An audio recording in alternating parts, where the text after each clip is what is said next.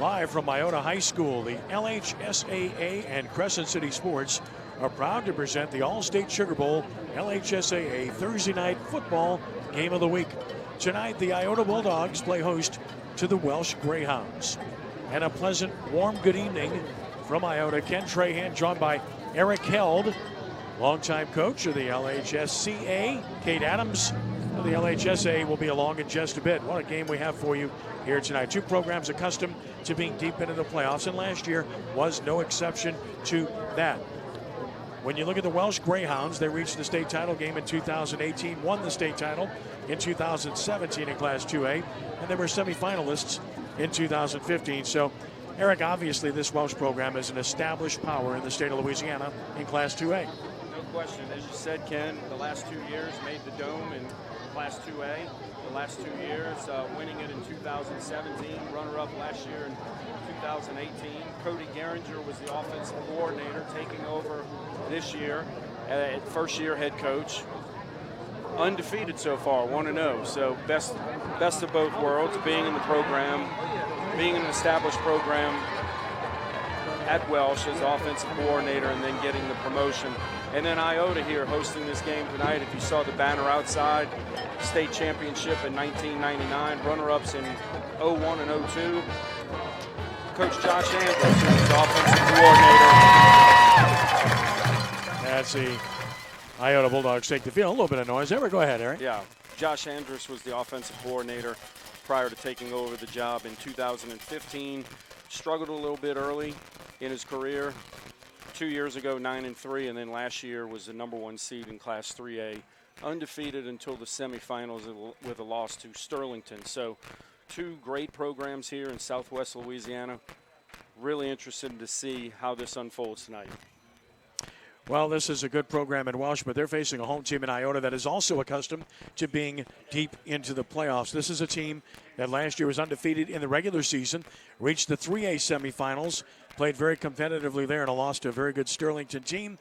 And it's a program that's been in the playoffs the last 2 years. And when you look at the job that Josh Andrus has done building this program from scratch, it's been remarkable. No question. His first 2 years, I believe they won a combined 3 games. 3 years ago, when they won 2, they were really young, and they were hit with a lot of injuries. Last 2 years, those guys have grown up. Some of those guys are 4-year starters for them now. So they struggled a little bit as young freshmen, and now that they're seniors, they were a step away from the Dome. They can taste it, and that's what they're looking here for in 2019 to get to the state championship at the Superdome. Of course, this was a team in 2014 that was 0-10. In the first year of Andrus, they were 1-9, and here they are in this position, having nearly gotten to the Superdome a year ago. Both teams 1-0 coming in. Iota defeated Iowa 37-12 a week ago, and it was Welsh over Rain 20-16.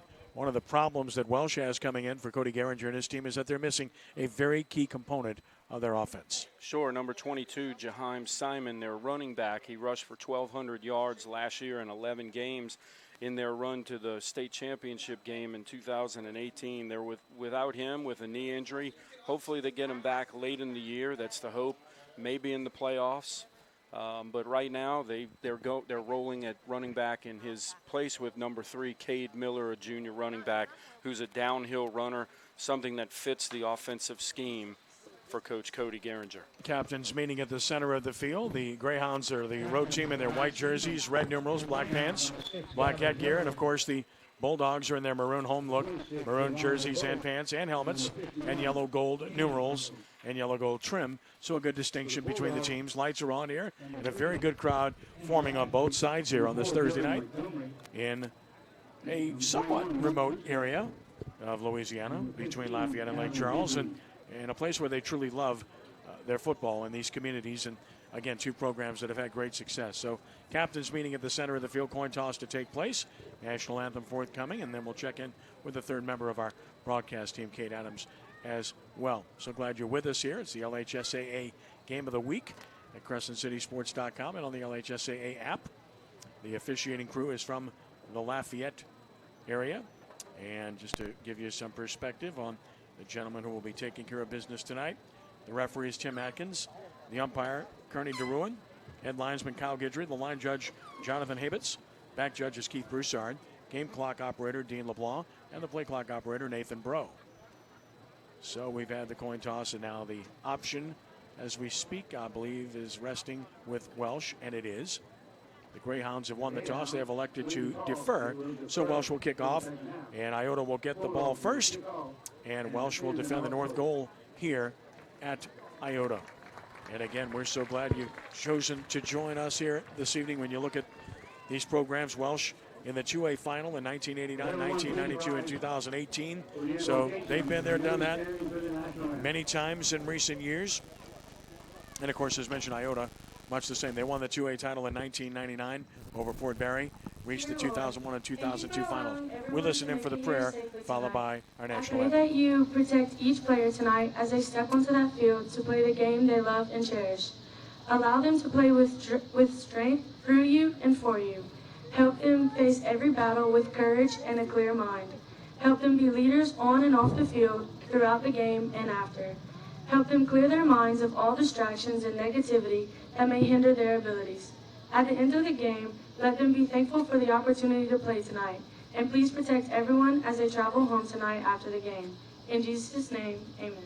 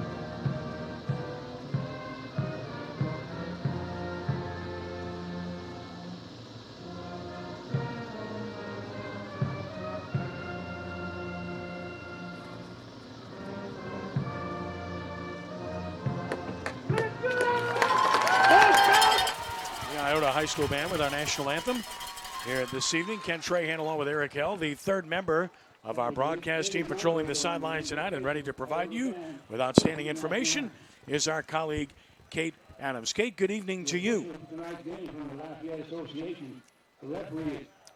right, you want to stand more in front of me All right, so you Kate. can cue me?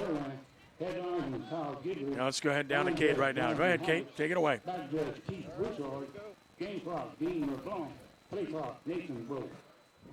All right, Kate's not hearing us for whatever reason, so we'll make sure we get back to her very shortly. Again, it's going to be Welsh to kick off, Iota to receive the opening kickoff. And in the deep center position for Iota, Tyrone Charlo. He'll be flanked by a couple of different return men as well. And they include Zan Connor along with Seth Guillory. So just about set to go here from Iota. Glad you're with us here this evening. And Welsh ready to kick it off. Max Hebert will handle those duties for the Greyhounds. And if there's any edge in the special teams, that's one area that Coach Josh Andrus thinks his Iota team might have an edge in. We shall find that out pretty quickly, won't we? Hebert puts his foot into it. We're underway. Kick down the middle is short. Fielded by a short man at the 18-yard line. Upfield to the 20, cut back 25. Trying to get outside right, finding some room. Now to the 30, cut back again, 35, and across the 40. Nice return, and out to about the 42 is Tyler Charlo as he gets things started in good shape here for Iota and gives them very good field position to get it started. Well, there's the special teams we spoke about right there. No question, Ken. As a former special teams coordinator, one of the most overrated stats in special teams is kickoff return yardage. But the most underrated stat, average starting field position, Iota starts at the minus 42. So they start at the 42-yard line. Good position to get things rolling here in this one. And the Iota offense right away out of the shotgun. And a quick throw in the flat is caught at the 40. Upfield to the 45 to the 46-yard line on the reception for Iota. It's 21, Luke Doucette. So Doucette makes the catch and gets things started in that fashion here in this one. So it picks up a nice gain of 4 yards to make it 2nd and 6. Little flare pass there to Doucette, number 21. 2,300 rushing yards last year as a junior for the Bulldogs on their semifinal run. 2nd and 6 from the 46 motion. Into the formation. Counter play left. And good defense on the play here by the Greyhounds. Will keep that to just a yard gain. Nicely done defensively to be there on the spot. The carry was by 21, Luke Doucette. And the right side of the defensive front was there to put a stop to that after a gain of 2 officially to make it 3rd and 4. Yeah, speed sweep action by the Bulldogs. Fake to the speed sweep and hand it off to Doucette. Get the ball in the hands of your best player. So here's the first conversion down 3rd and 4 for the Bulldogs on their own 48-yard line. Wallace gives it off and nothing doing. Just a yard, and that's all for Luke Doucette as he stops short at the 49, and that is going to necessitate a punt, it would appear. Welsh doing a great job there loading the box. Iota trips to their sideline, trips bunch. Welsh was playing cover 0 man. They were playing man off and loading the box. Great call by their defensive coordinator, Aaron Trahan. Punt formation, first punt of the game. Return is on. Very nice high kick. Taken at the 21 on the run, hit and drop at the 27. A 6-yard return for Welsh by Ethan Terrio, and now the Greyhounds will put it in play for the first time with 9:59 to play in the first quarter and no score. With a 1st and 10 operating from their 28-yard line officially. Yeah, Welsh will take over at the -27. Head coach Cody Geringer, the longtime offensive coordinator for the Greyhounds. First year of coaching, 1-0 record. Keeping his offensive scheme intact. He calls the offensive plays. A lot of power run game we'll see tonight. Shotgun formation, Landon Broussard. Made his first start at quarterback a week ago. Takes the snap, run inside, and nowhere to go. Is thrown straight back. There's Gavin Guillory. So Gavin Guillory has nowhere to go. No gain. It's going to be 2nd down and 10. Guillory will line up in a lot of different places. Yeah, Guillory's probably their best offensive skill player, as Coach Cody Geringer mentioned to us in our production meeting yesterday. Welsh was in a 2-by-2 formation. Inside run shut down by Iota's front. Twins receivers left, single receiver right, wide side, left side of the field. Up back with Guillory, the deep back. In a pistol formation on 2nd down and 10. Give it to Guillory, bounces it outside of the 30. Speed and knocked out of bounds at about the 34. And knocked out of bounds there by number 22, Landon Doucette, going both ways, as we'll see on both sides. Sure, Landon Doucette is the only starter that goes both ways for Iota. Thinking maybe that depth from this deeper 3A roster for Iota may have an advantage against the 2A Welsh Greyhounds. 7 yards, it's 3rd and 3 at the 35. Once again, Guillory.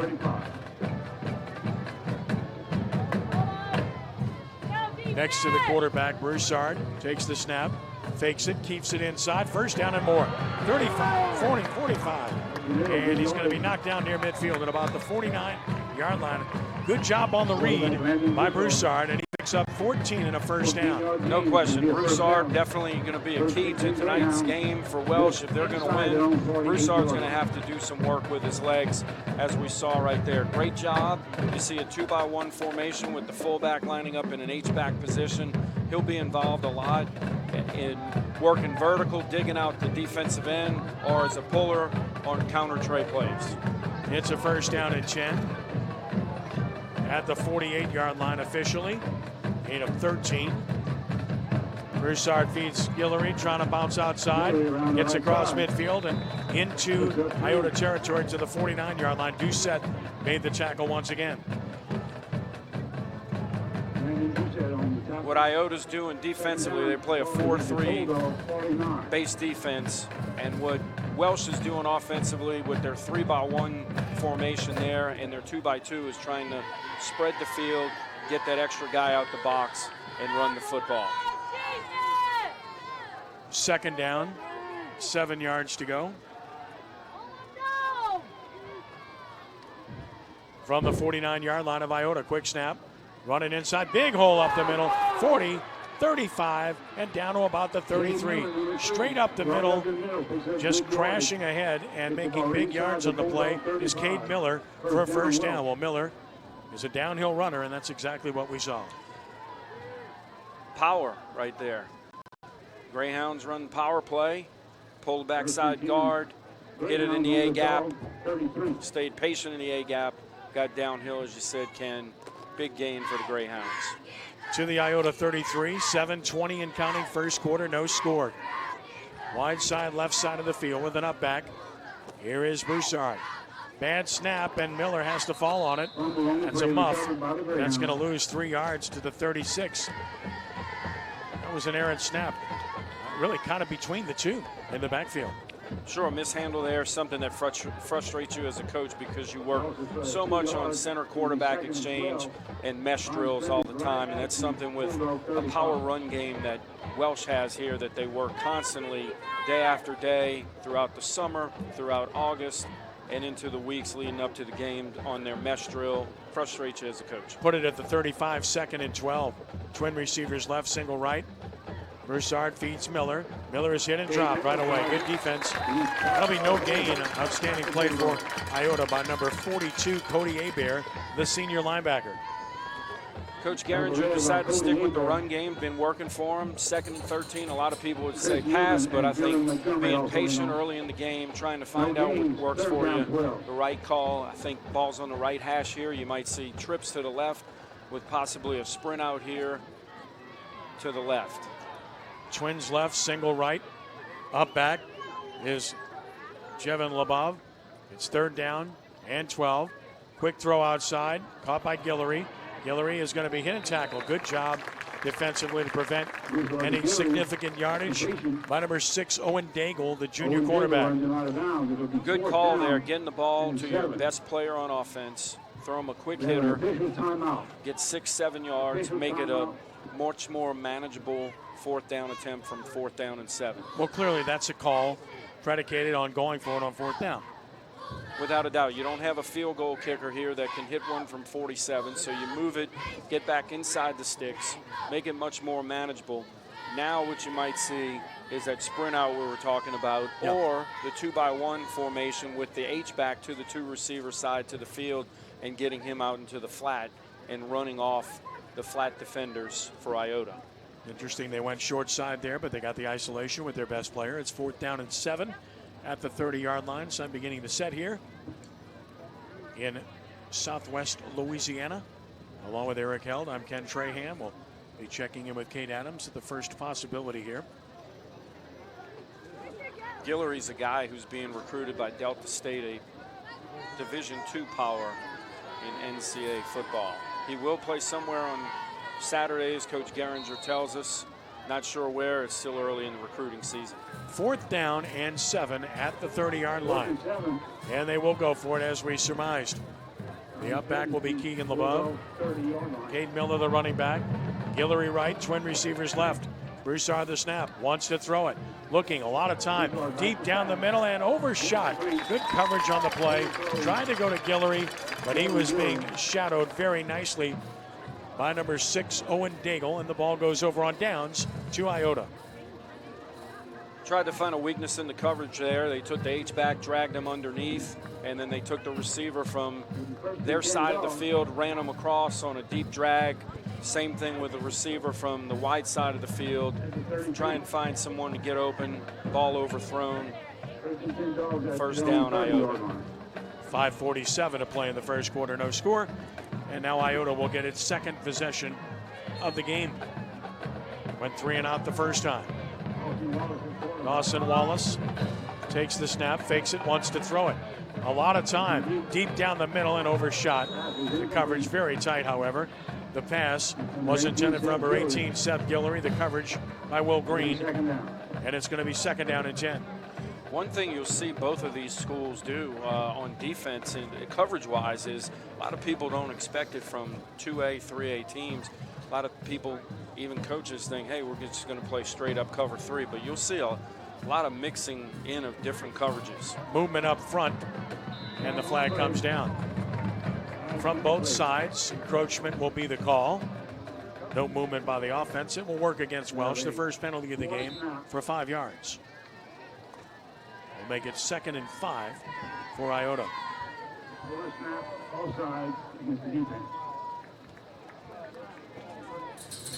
Second and 5 at the 35. Break the huddle with a receiver to either side. Up back and a deep back as well. Deep back is Luke Doucette. Landon Doucette slotting right. A lot of last names that are the same on both sides in this one. On 2nd and 5, the cutback play, flag comes down and the runner goes down right near the line of scrimmage, and we'll check the flag. No room to run there for Luke Doucette. And again, the flag coming down pretty much at the start of the play. Probably procedure, and that's what it is. Illegal procedure against Iota.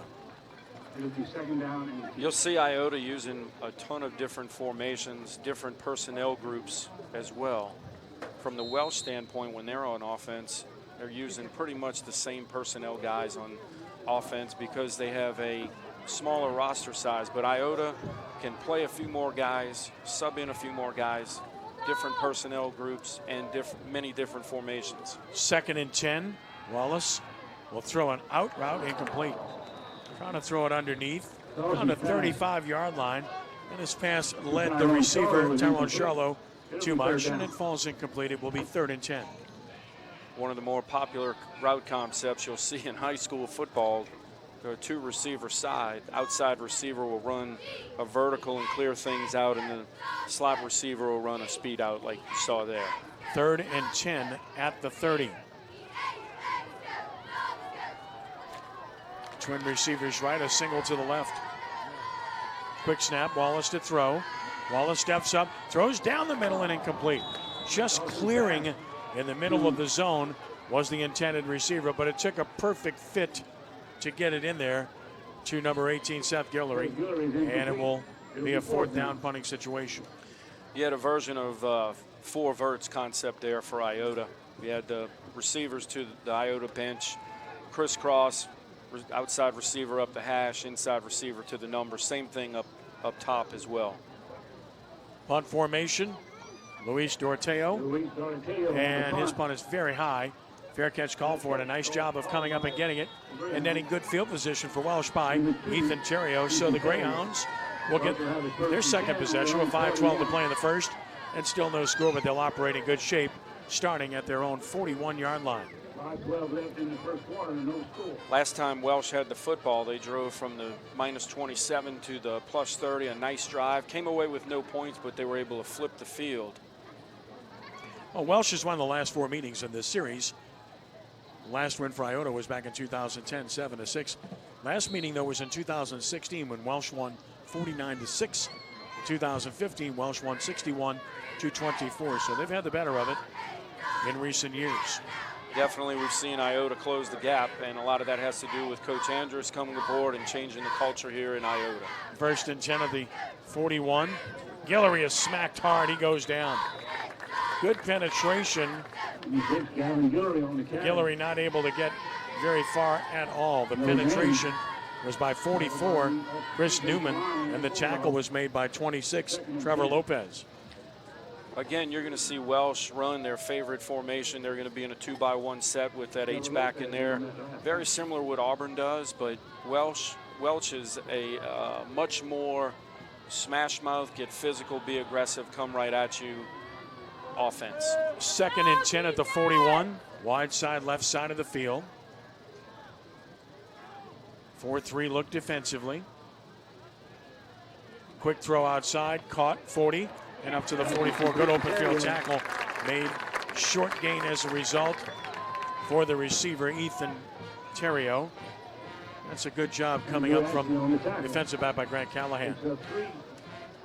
As you said, Ken, Iota in their 4-3 front, playing quarters coverage. Really good job running to the football by the Bulldog defense. 3rd and 7 at the 44. First catch for Ontario in the game. Broussard 2 of 3 for 8 yards to this point. 3rd down and 7 at the 44. Broussard rolling to the right. Gets it off, and it is a nice throw and catch. No, he didn't get it. Sliding down, would have had the first down, but unable to get it. Apparently it hit the ground as it was intended for Ethan Terrio. Good concept. Just led him a little bit too much to the ground. Without a doubt, sprint out, outside receiver runs a deep curl, inside receiver runs a speed out. Good concept, just couldn't connect on it. Defense is getting it done, and another punt will take place as a result. Max Hebert will punt it away. Deep to receive is Tyrone Charlo. He'll stand at about his 26-yard line. Hebert, the senior. Good pass from center. A little rugby style. End over end punt. Charlo with room at the 25. Charlo to the 30. Nice tackle at about the 33-yard line. Picks up about 8 on the return, but a tackle by Cade Miller. And it will be Iota football at its own 32 with 3:29 to play in the first and still no score. Really good open field tackle there by Welsh. Returner for Iota made the first man miss. What you want to do, if he does make you miss, you want to make him go sideline to sideline so he doesn't gain yards downfield, but he did so, but still they get the start at the -32. 1st and 10 at the 32, motion and a speed sweep coming. Cut back 35, 40, 45. There's the first good play. Iota on offense out to the 47, maybe even the 48-yard line. Speed sweep, Tyrone Charlo, and a first down for Iota, a gain of 15. That's something that Iowa saw a good dose of last week when Iota rushed for 330-plus yards in their Week 1 victory, 37-12 over Iowa. Charlo, a big key in this offense, as a speed sweep guy and receiving the football through the air as well. First down of the game for Iota on 1st down, wants to throw it. Does so to the outside. A lot of room. Caught at the 45. Broke a tackle. 40. Speed to the 20. And knocked out of bounds. Inside the 20. He's down to the 18-yard line. That is Tyler Charlo. That's a big play and a first down at the Welsh 18. Simple hitch there. Ken ran 6 yards. Turn around. Here comes the football out of the empty formation. You've seen Iota run a number of different formations so far, and that's what Josh Andrus, head coach, who also calls the offensive plays, wants to do. He wants to give you a number of different looks, see where he can get an advantage from not only the box but coverage-wise. 34 yards and a first down, throw it the other way. Caught at the 20, inside the 15 and out of bounds near the 11-yard line. With the reception is Luke Doucette. Doucette, their best offensive player, get the ball in his hands as much as possible. Not only on the ground, but as you can see, does a good job as a pass receiver as well out of the backfield. Well done, 2nd and 1. Big chunks of yardage here for Iota on its 3rd possession. They found something. Moving people around, slotting the tight end left. Now getting a slot man right. Trying to get the numbers. And they're going to run it inside. A hole is there. And Sanders the ball into the end zone for a touchdown. And that is Luke Doucette. And Iota has jumped on top. Luke Doucette over 200 yards rushing last week, 3 touchdowns, scores his 4th touchdown on the ground this year. Inside run between the tackles. That's the strength of his skill set. Just a very sharply executed drive for Iota, 68 yards and 4 plays.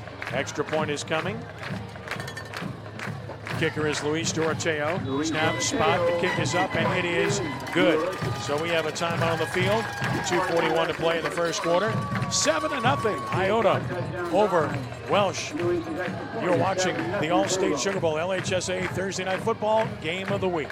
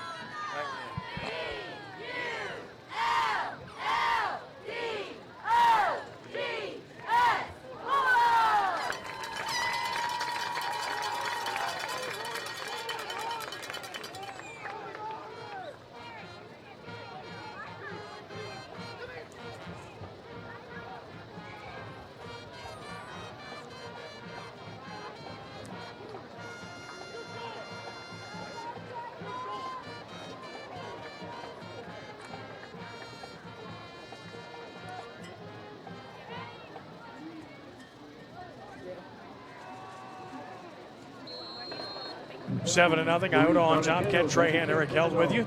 Check in with Kate Adams at the end of the quarter. Bulldogs kick it off. Nice kick deep down the middle, but returnable. At the 10, Guillory. 20, Guillory outside to the 30. It's flagged down as Guillory goes out of bounds near about the 40, but the flag comes down at about the 33-yard line. So a good return likely to be negated. Again, a 4-play drive, 68 yards, took just 48 seconds.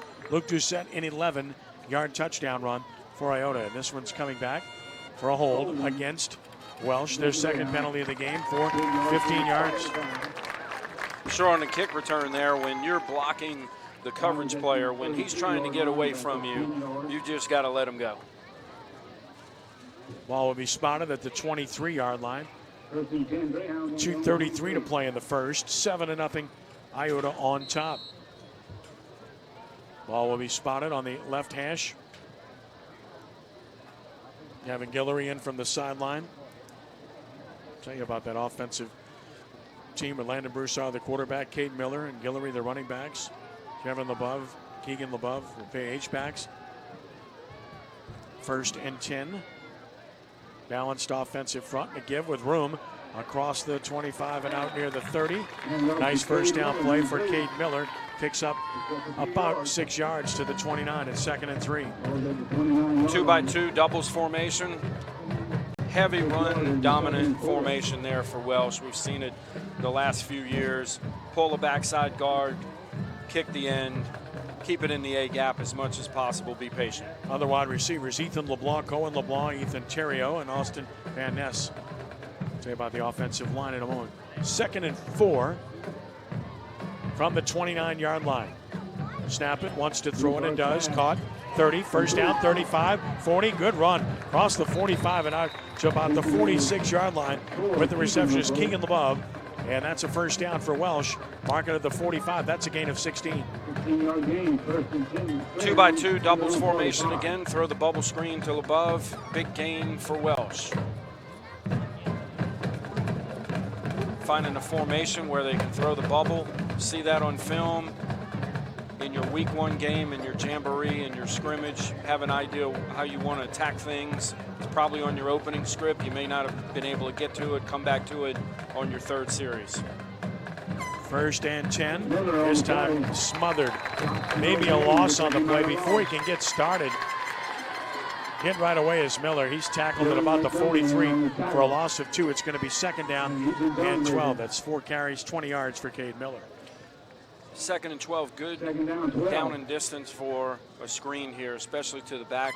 Saw that the last 2 years in the Dome in the championship games that they played in, especially in their win 2 years ago against St. Helena Central in 2017. 2nd and 12 at the 43, clock down to 45 seconds and counting in the first quarter. Broussard wants to throw it in the flat, a little bit too tall and incomplete. As he tried to get it to Jevin LeBeau. Got a lot of LeBeaus on this team, don't you? Absolutely. LeBeau, in our meeting the other morning, said to Coach Carringer, man, you got a lot of LeBeaus on your roster. He said, we don't have enough of them. Which means, of course, that they're good players. All 3.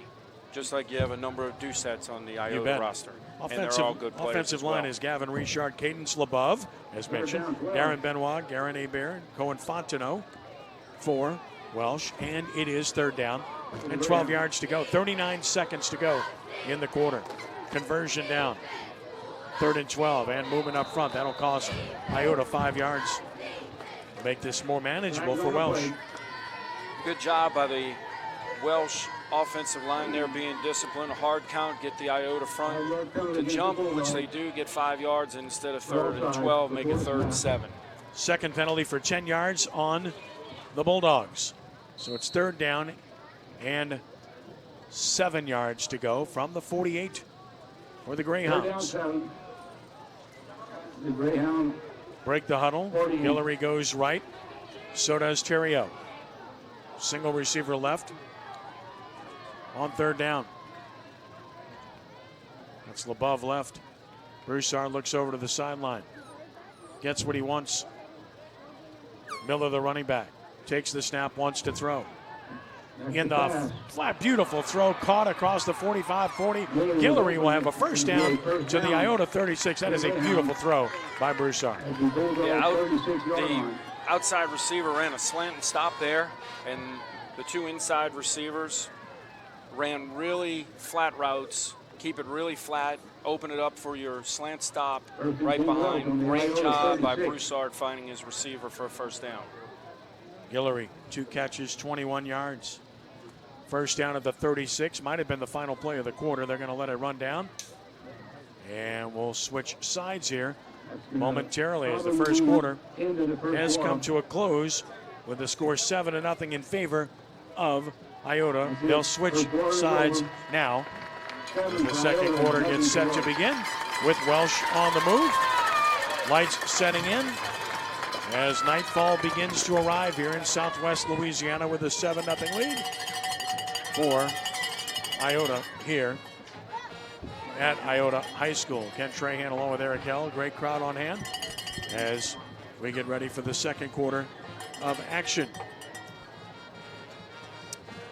This is the Allstate Sugar Bowl LHSAA Thursday night football game of the week, a presentation of Crescent City Sports.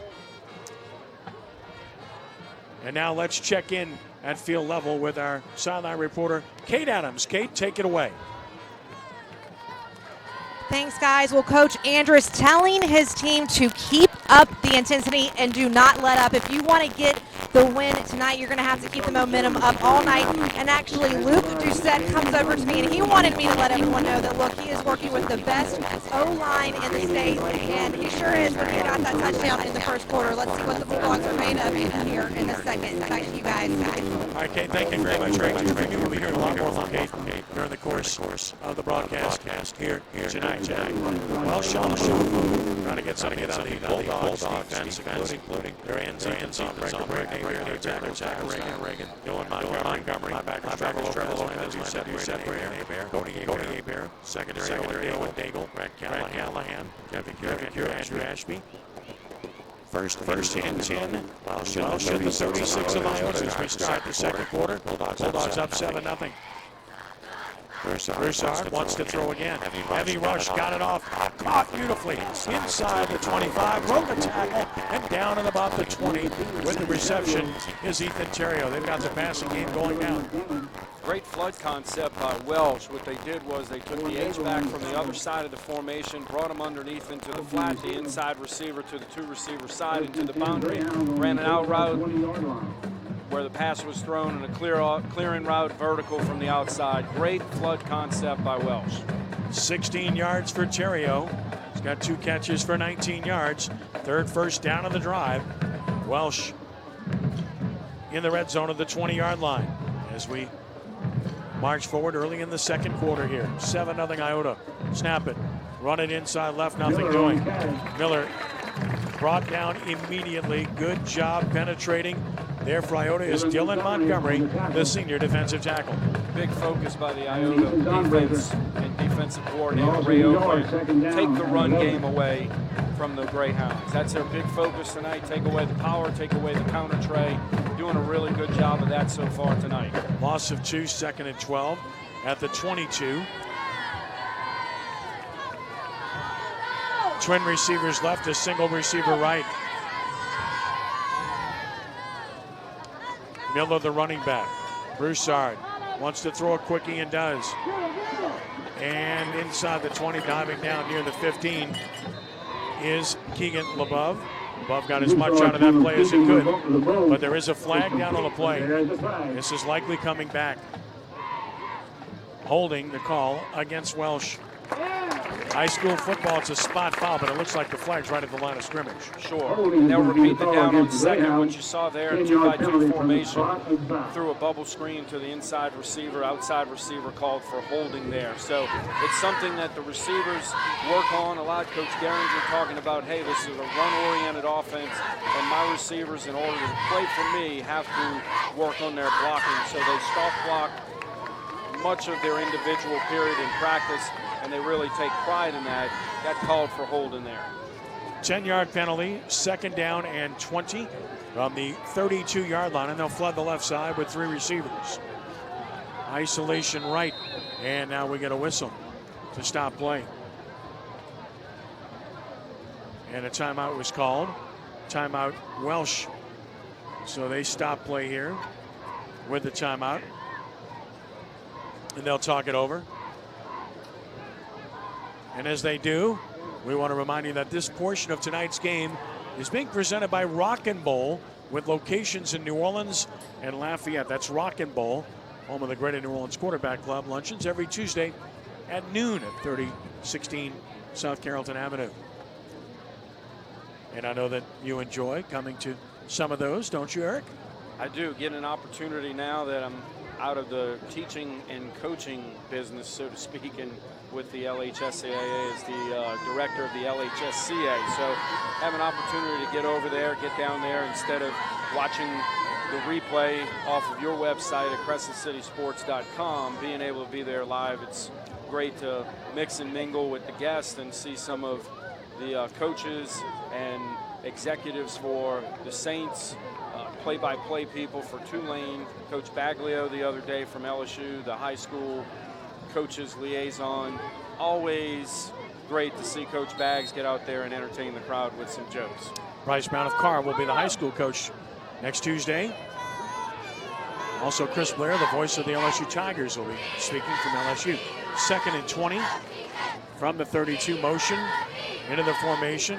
Hillary gets it with room running left, trying to get the corner. Broke a tackle. Tries to reverse field and spins to about the 29, but good containment. As Guillory is able to get 3, but it will be 3rd and 17. Empty formation there, Ken. 3-by-2 formation.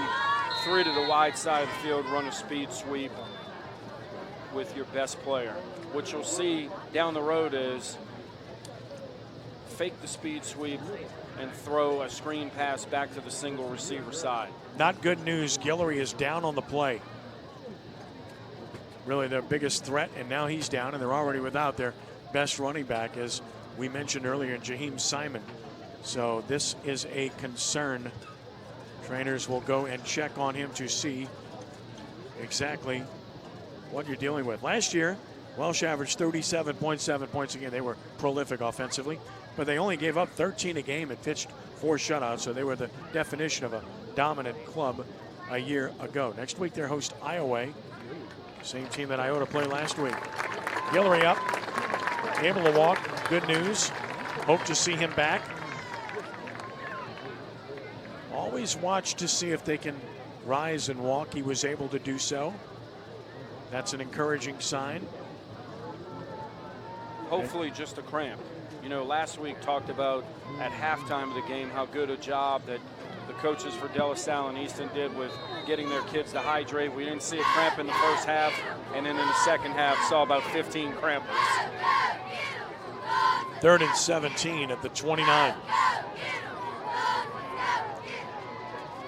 Broussard, a quick hitch throw, that's caught, but nowhere to go. Tackle right away was LeBeau.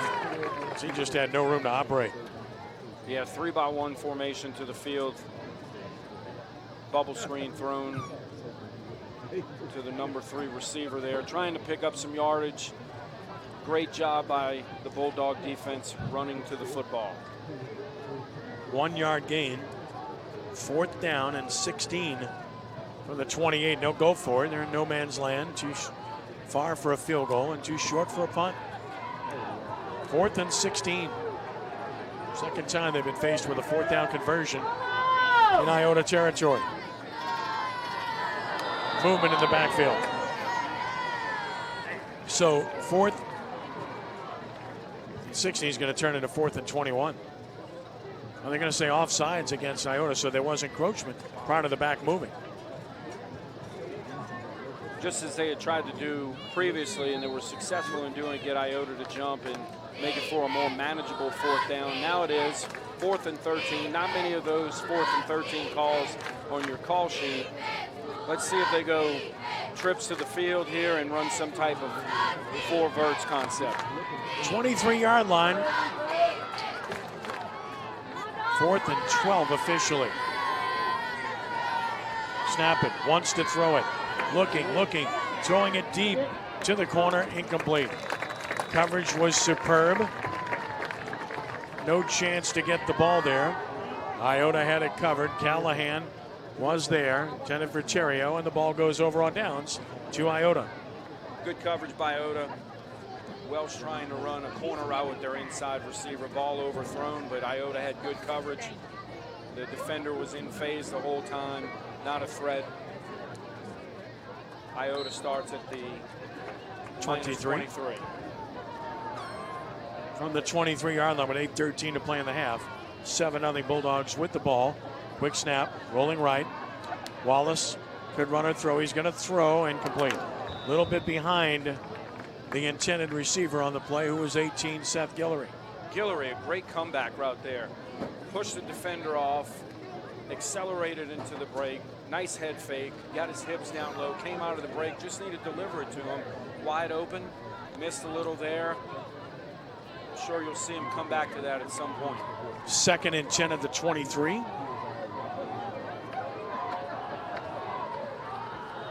Dawson Wallace in shotgun, as he has been throughout. Gives it off, looking for the cutback, and it's not there. Defense played it well.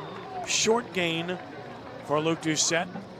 Able to squeak out 3, it appears, to the 26, where it's 3rd and 7. Looked like counter tray there, where the backside guard and tackle will pull. Back's really got to be patient, and that's what Doucette is, a very patient runner. Waits for his pullers to kick out and then wrap around. And at some point, you got to put your foot in the ground and then get downhill, and he did so for 3. 3rd down and 7. 3rd and 7. Doucette, the running back. Rolling right, Wallace. Still rolling, looking, throwing, and that's caught for a 1st down. Right at the mark, or did he not catch it? He's out of bounds. He caught it, he held on, but out of bounds. So he did hold on, but he was on the line and incomplete. So Guillory had it. Maybe the throw a tad late. Definitely a tad late, and they came back to that same play that they ran on 1st down, where Guillory pushed the defender down the field. Great job accelerating into the break. Accelerated his arms, dropped his hips, dropped his head, got out of the break. Ball thrown a little bit late. Doroteo to kick it. Very high. Beautiful punt. Look at this punt. Fair catch call for, taking it about the 33. That's NFL hang time there. And good distance as well. Down to the 33-yard line. So you're talking about 41 yards, no return. That's as good as it gets. 41-yard net in high school is golden. You're looking in high school, if you can get a 30-yard net punt, that's fantastic. 41, that's tremendous. It flipped the field a little bit. Field position's been kind of even so far. Welsh has had 2 long drives offensively, have come up with no points, but they flipped the field a little bit with their drives, even though they didn't come up with points, and they went out and lost the downs. But Iota punted back there with their 41-yard punt. Great hang time, no return, kind of evened it back out. Broussard. Straight quarterback draw, going to be hit. Still fighting forward. Good effort to get 4 yards. I mean, he was contacted at the line of scrimmage by number 49, Ethan Sawbreaker, but was able to fight forward to pick up 4 yards. An official timeout here. So 4 yards for Broussard. We have an injury timeout here. Cody Hebert, senior linebacker for Iota, shaken up a little bit, jogging off under his own power. Seems like he's okay. They'll tend to him. I'm sure we'll see him back in a few snaps. 2nd down and 6 at the 37-yard line. 6:45 and counting in the half. Still 7-0 Bulldogs. Twin receivers to either side.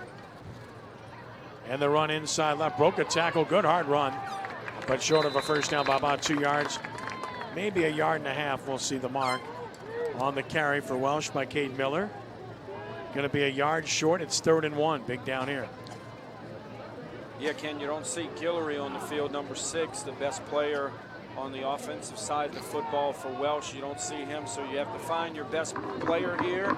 Go to your best player, and that may be number 3, Cade Miller, junior running back. 3rd down and 1. See if they blow the whistle here before the snap. I don't think so. Yeah, they will. Hydration break right at 6 minutes. It can happen at the most opportune time or the most inopportune time. Right at the line of scrimmage, ready to run a play, but clock ticked down to 6 minutes. That's what I was anticipating. So you get this hydration timeout brought to you by Powerade, the official sideline thirst quencher of the LHSAA. That's Powerade. Could use one of those right now. No doubt. No question.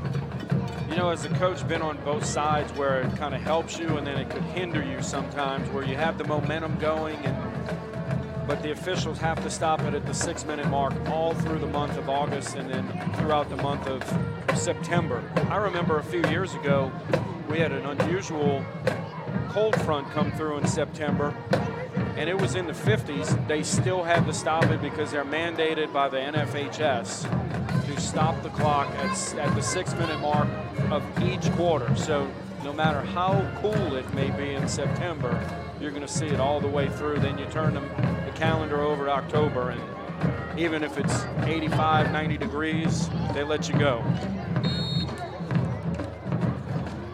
Move the ball back to the 41, so it's only a gain of 4, and it's 3rd and 2. It's funny how they moved that ball. Run it inside, and I don't think he got there. Looks to be just short by less than a yard. Cade Miller needed 2, and he got 1. Interesting decision to be made now, Eric. Yeah, I think what you might see is them try and draw Iota offside again. They've done it twice today on 4th down, and of course this time would net them the first down. So I think you may try and see them do that, and then if they don't jump, then go ahead and run the play that you have called. I think they're going to run a play. We'll see. 4th and 1. Play clock is down to 12. They break the huddle. I want to talk about that new play clock situation as well in high school football. 4th and 1. 4th and a half yard technically. Guillory's back in the game. That's great news. Motion's right. They're not going to run a play, and they take the flag. Yeah, they have game flag. Well, there really wasn't any extreme effort to draw them off sides there. And they'll punt it away. Yeah, it looked like Coach Geringer was upset on the sideline. I think now he's signaling to his quarterback, hey, we need to snap the ball. You need to look out that 25-second clock or that 40-second clock, as you were mentioning about before, and get the ball snapped. One thing he did say was in the past, because they have to play so many guys both ways, is that they like to use the rule prior to the 40-second clock rule going back in years past, where they like to take a lot of time and slow things down so their guys could get breathers, because they usually start 5 or 6 guys both ways. Max St. Bear will punt it away after the 5-yard penalty. And Tyrone Charlo deep to receive. 4 penalties, 30 yards on the Greyhounds. Punt is away. It's high. It's short. Bounces at the 40. Nice favorable bounce to Welsh inside the 30 and down to about the 26. You normally don't see long bounces on natural grass, but you saw one there that really went about 14 yards. Boy, they needed that too. That takes away a first down for Iota. That's what he used to coach. If you let it bounce, if you don't go catch the punt, average roll of the punt, if you allow it to bounce on a punt and you don't catch it, 10 yards. So you're giving up a first down. 27-yard line. 4:57 to play in the half. 7-0 Bulldogs on top. Motion across the formation.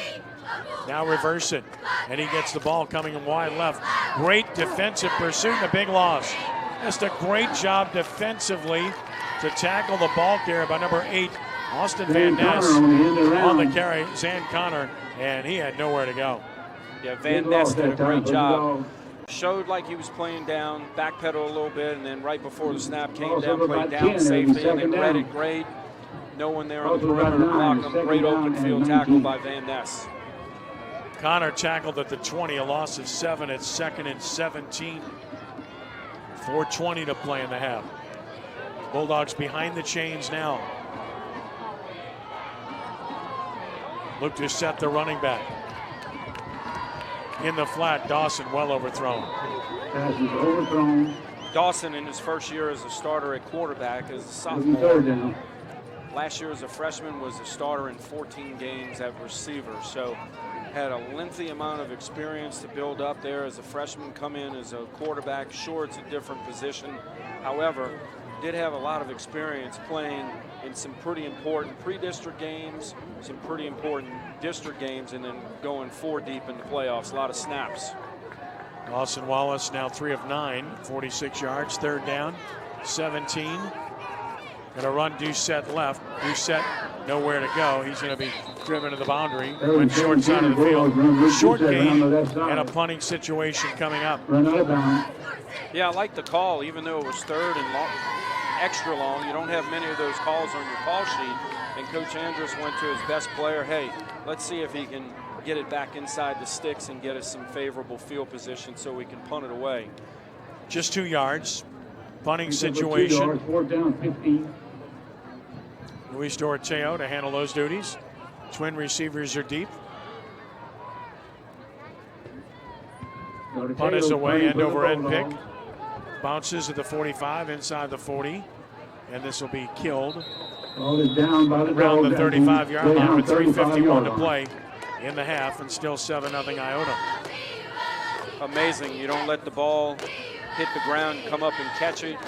Call a fair catch, you got it to -45. You let it bounce, you lose 10 yards of field position. So just like before, we're talking when Welsh punted Iota, they lost 14 yards not catching the football. The same thing happens. You lose a 1st down. That's why J.T. Curtis, since 1969, has put 2 punt returners back there, catch the football. 1st and 10 at the 35-yard line. 1st and 10, Welsh. Full moon here tonight. Always an interesting sight. Greyhounds back to work on offense. Broussard with Guillory in the backfield with him. Oh, outside, dangerous pass. Incomplete. Pass was intended for number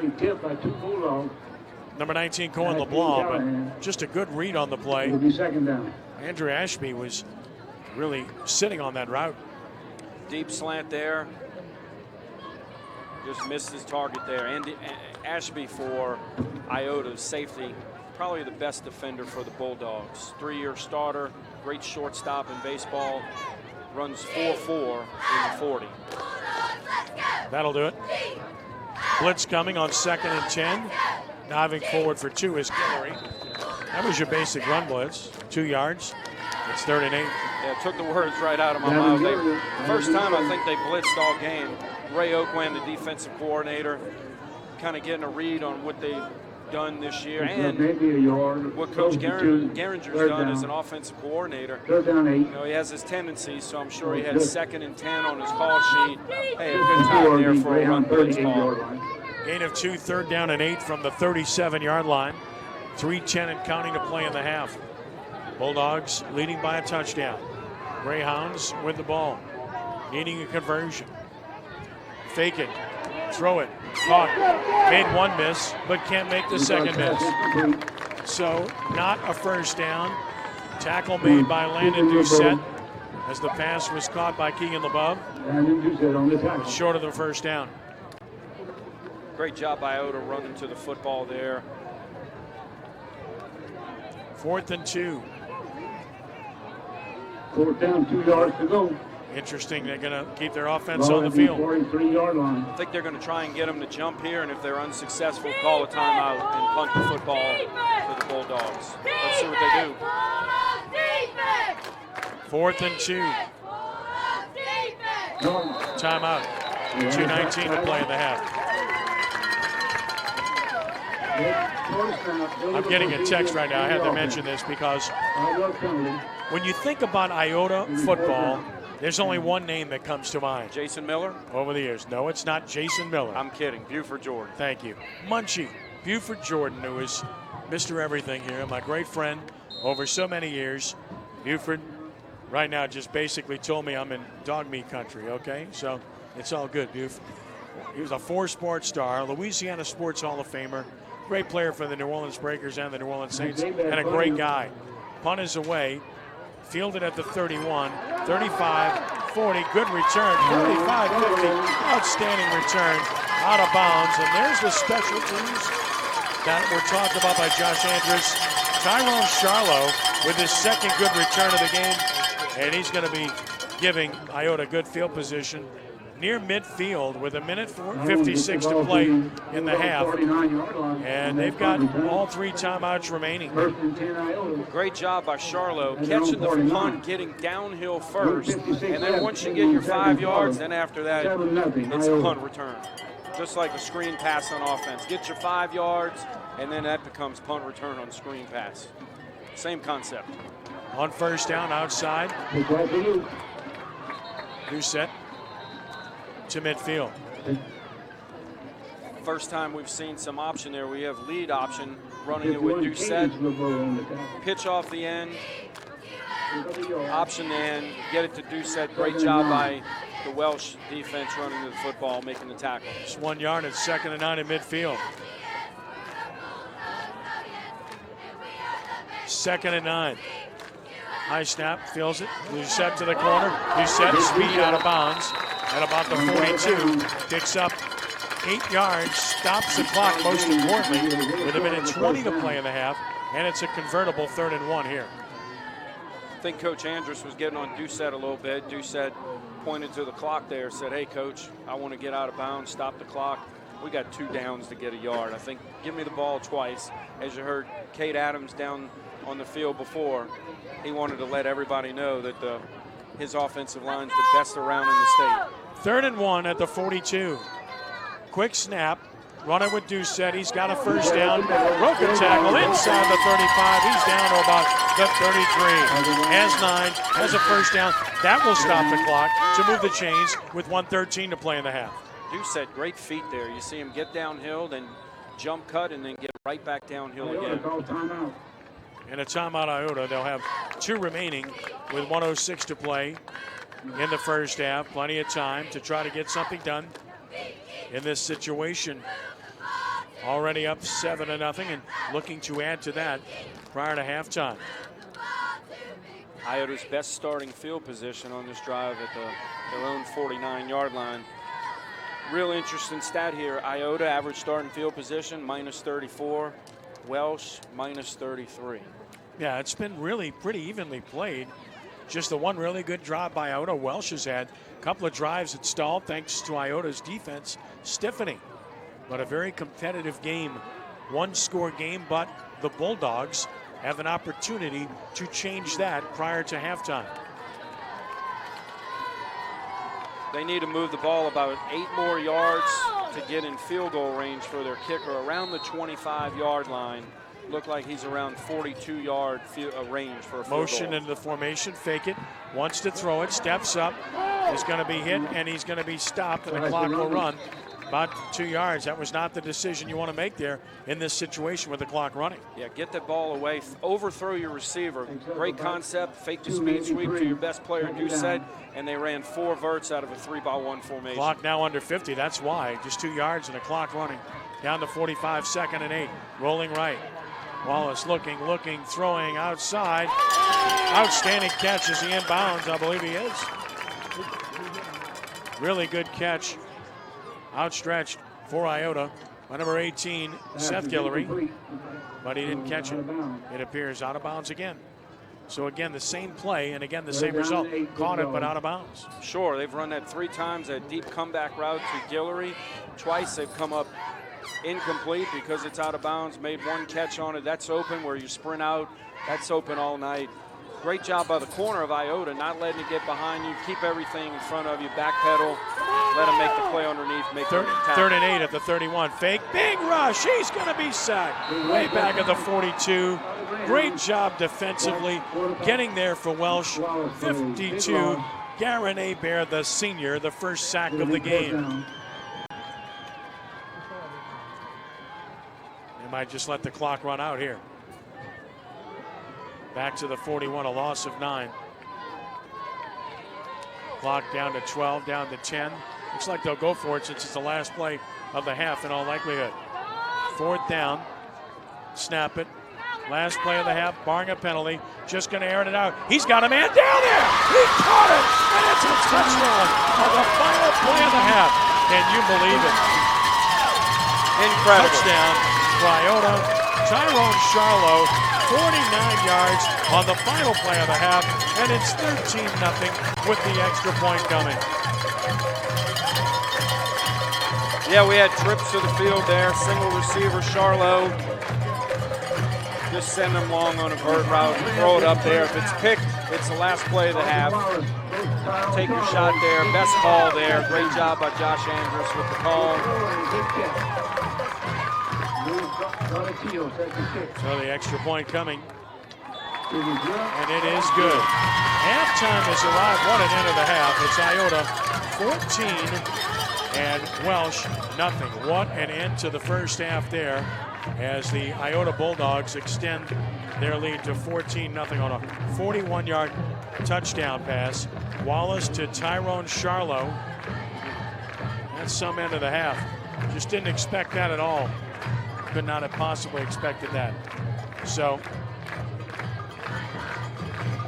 there is a flag after the play. This will be an unsportsmanlike conduct against Iota, which will likely be enforced on the kickoff. Now they're going to say both ways, offsetting penalties. So again, it's offsetting, so they'll cancel out each other, and the half is over with an Iota lead of 14-0 as a result. What a way to go for the Iota Bulldogs to end this half in that fashion. Couldn't do it any better than that. Got man coverage in that situation, Eric, and it paid off, didn't it? It sure did.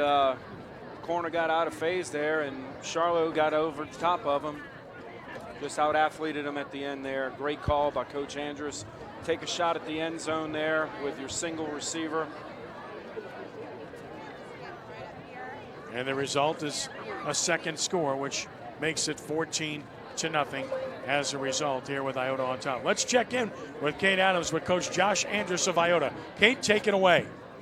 Coach, well, other than the unsportsmanlike conduct call at the end of the game, it was a great way to end that first half with your senior wide receiver catching that pass. Let's talk a little bit about sophomore quarterback Dawson Wallace and his performance tonight. I heard you telling him earlier, look, you got to get the ball out of your hands quicker. Tell me what you want to see more from him going into the second half. I think he went through a stretch where he just got a little unsure, wasn't trusting himself, and he was trying to throw the ball deep. We got to take what they give us. If they bail them, we got to give it up underneath. And I guess that's something you learn as you get more experience. Well, on the defensive side, I heard your defensive coordinator telling the Bulldogs defense, hey, make smarter plays and communicate with each other. So far on defense, what do you want to see from your team? The mental mistakes got to quick, jumping off sides, lining up wrong. That's stuff you're supposed to not make mistakes with. Physical stuff we can take, but when you start making mental mistakes like that, that's what's going to get us beat, and that's what's going to keep the score like it is. What is going to be your message to the Bulldogs at the half? No, the offense got to start playing better. I think we got 4 3-and-outs on 6 possessions. The defense is on the field throwing a shutout, so offensively we got to do a lot better to not go for 3-and-out. Thanks so much, Coach, and good luck. Thank you. Guys. All right, Kate, thank you very much. We appreciate that. And thanks to Coach Josh Andrus for stopping by with Iota, leading this game 14-0 at the half. So certainly good stuff here from the Iota Bulldogs. Eric, you had to be impressed overall. No doubt. At the very end there, right before the scoring play, you go to the opposite end of the spectrum, getting sacked, not throwing the ball away. Having an opportunity there with your full verts concept, just throwing it up, letting your receiver run into in the end zone, and you take a sack, and then the very next play, opposite end of the spectrum, touchdown, get up by 2 scores to none against a Welsh team that's had some success driving the football. They just haven't been able to finish drives. 14-0 Iota at the half over Welsh. Earlier this week, Kate Adams caught up with 3 members of the LHSAA staff on a number of topics. First up, she visits with LHSAA Executive Director Eddie Bonine. I'm here with LHSAA Executive Director Eddie Bonine. And Mr. Bonine, I want to talk a little bit about the brand new app that LHSAA just put out. It's called the LHSAA Live app, and you can get it on both your Android and iOS devices. But how important is this app for all of the followers of LHSAA as well as member schools? I think it's a very important piece, not only for us to communicate with their student athletes who are our clients, but anybody else that wants to get on the app and all the benefits of having another social media platform. platform. I think it's important, and what better way to do it than with an app, and anybody can have it in their hand at all times, and unless you're driving. We don't want you looking at it when you're driving, but any other time you can look at it. I think it's a very positive thing for us. Well, we definitely don't want you to look at it when you're driving, but another thing that the LHSAA is currently doing is right now the LHSAA is surveying current student athletes. Talk a little bit about that survey and how important it is for these student athletes to go ahead and participate in it. Well, if you're referring to the survey we have on the Superdome participation and on the select, non-select, we surveyed all our member schools. We surveyed the principals, athletic directors, heads of schools, coaches, everybody we could, and all stakeholders. In this case, we felt the students are part of our stakeholders, and I thought it was important that we did that. You've taken the lead on that. You've done a good job with that. Those are trickling in as we speak, but I think it's a positive. We want to know what the students are thinking. At the time of the select, non-select decision in 2013 and again in 15, 16, some of these students were in middle school. They weren't really aware of what's going on. So I think it's going to be a good opportunity for us to get a feel for our clients, which in this case are our student athletes. Well, speaking of the student survey, we've actually got a great video that we encourage all current student athletes to go out there and watch. It is pinned to the top of our Facebook page, so you can watch it there. If you don't have Facebook, you can also participate in the survey through the link in our bio on our Instagram page. So check that out on our Facebook page as well as our Instagram if you are a current student athlete to participate in that. Another thing I do want to go over with you, Mr. Bonine, is we all know we have very hot summers and even hot falls here in the state of Louisiana. So tell me about some of the hydration procedures that we do in our athletic association for these really hot days. Well, anything we're doing outside in the small sports, we require not only the heat acclimation knowledge of what we need to do with that, but also hydration breaks. And I think that the officials have done a great job with that. I've been to numerous football games so far, and the officials are very cognizant of that. And announcements are being made by public address to kind of to calm the fans, knowing why there's another timeout.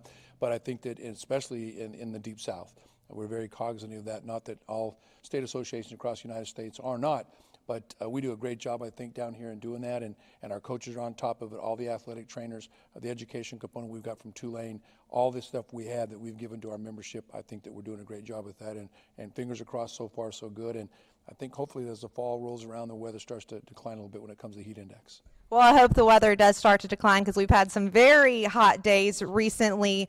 But something really exciting. We've got the return of the Game of the Week. We're in Week 2. How exciting is it for the LHSAA to bring back the Game of the Week? Well, I think it's a very important part of what we do when it comes to our promotion of giving recognition and exposure to our student athletes, in this case, at football games. They have Friday night lights. There's Thursday night lights. It went away for a couple of years as we were working on sponsorship and money for that, but we've got it up and rolling now, and we're excited about that, and obviously you're very involved in it.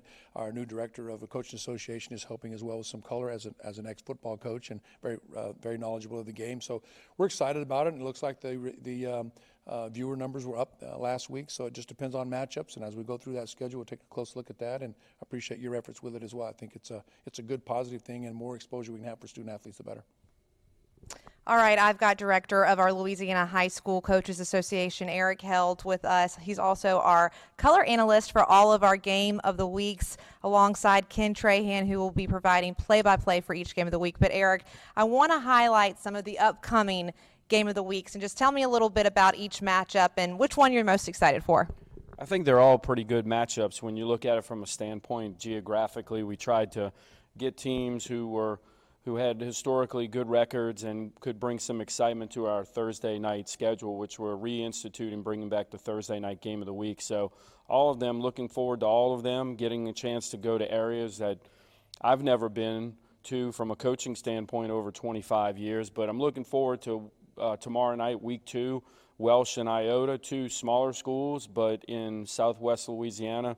Want to see some good, hard-nosed physical football from that area. We started off Week 1 with De La Salle versus Warren Easton. That was an incredible way to start our Game of the Week with the return of the Game of the Week.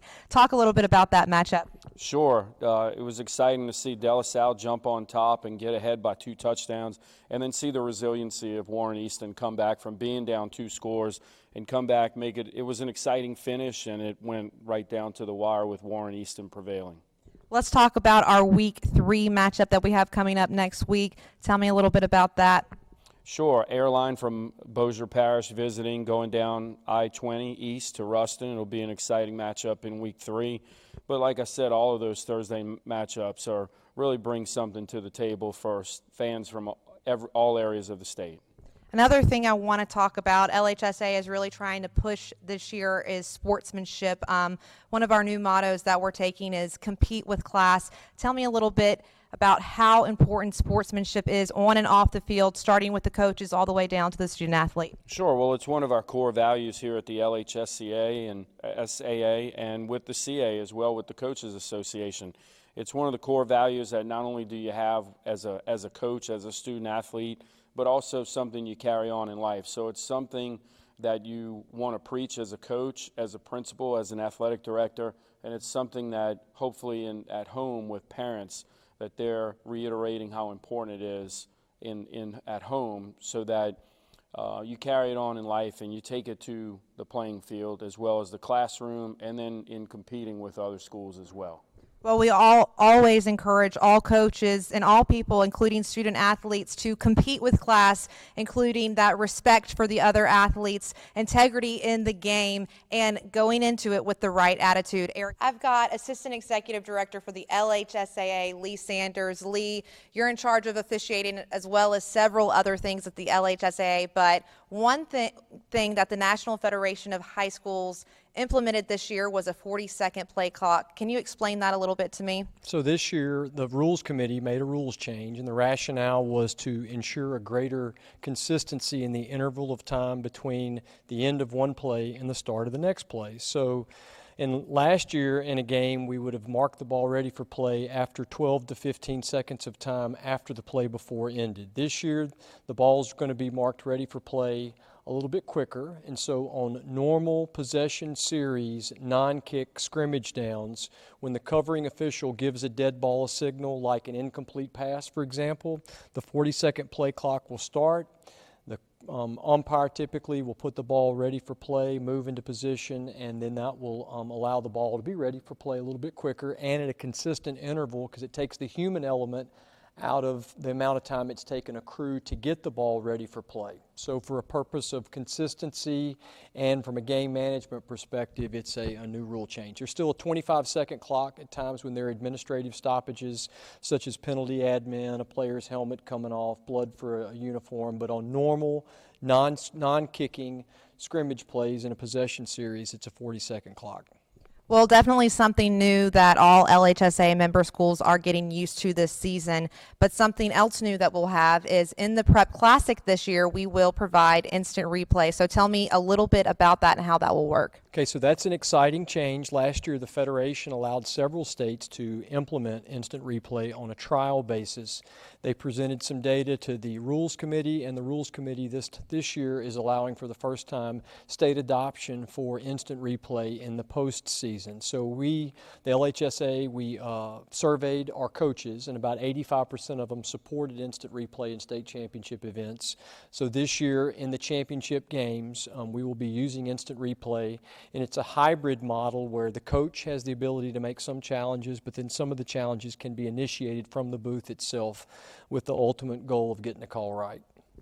Another thing I want to talk about new for Louisiana is Act number 355, the Referee Harassment Law. Tell me what that means for officials all across the state as well as the nation, and why we need it. Okay, so it's a piece of legislation that came out of the last legislative session. Act number 355 affords greater protections to contest officials, coaches, and administrators. So although the bill is hailed as the referee bill, it's really designed to provide greater security and protection for anyone who's working in an interscholastic contest. And previously, we had laws in place that protected officials, for example, from battery. But now harassment is a term that's used, and if you read the language of the legislation, it says that if a spectator causes a coach or administrator or official to fear for their safety, and or if a spectator is removed from a facility but refuses to leave. So there's some specifics in the law, and just hopefully we think it will help provide a more secure environment for our contests. Well, thank you, Mr. Sanders, for taking the time. Thanks, Kate.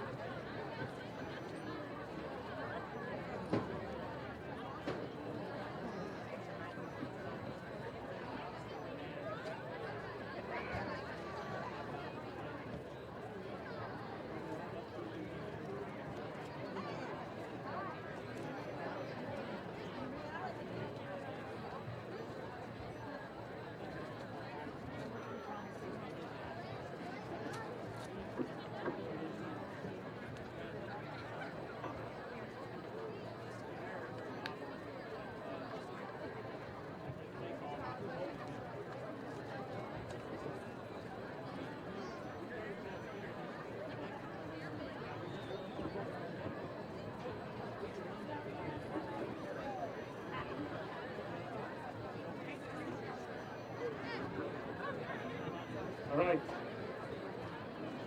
Get you half and half tickets. We're going to pull for the winner.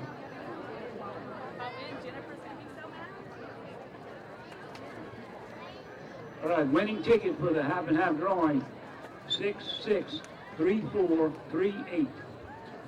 663438. The winner gets $2 million. I didn't win. Todd didn't win it.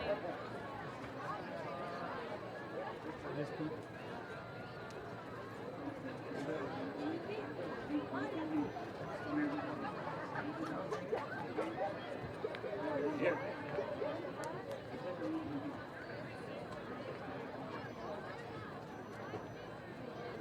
Six, 3438. 663438. Now I'm supposed to have this.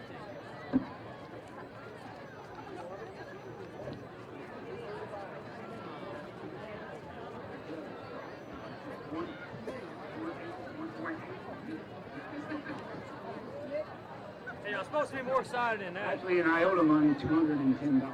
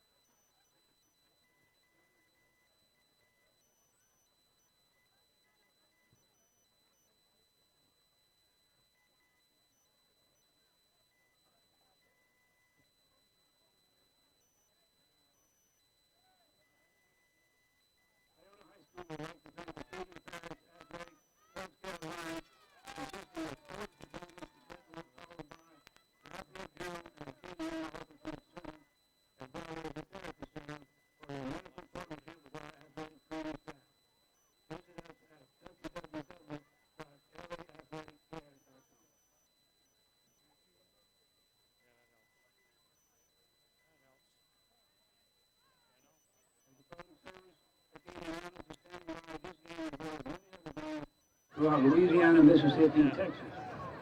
The Acadian invites those interested in an exciting career as a paramedic to visit the National EMS Academy website at www.becomeamedic.com and urges everyone to drive safely when you're in the game. Thanks.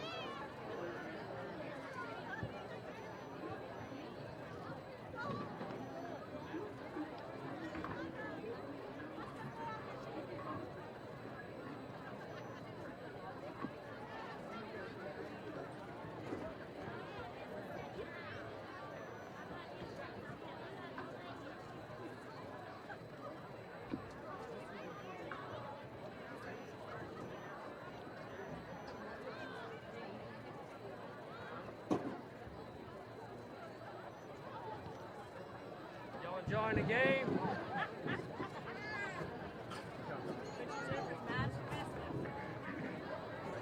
Yeah, I told Jennifer to come. She didn't want to come.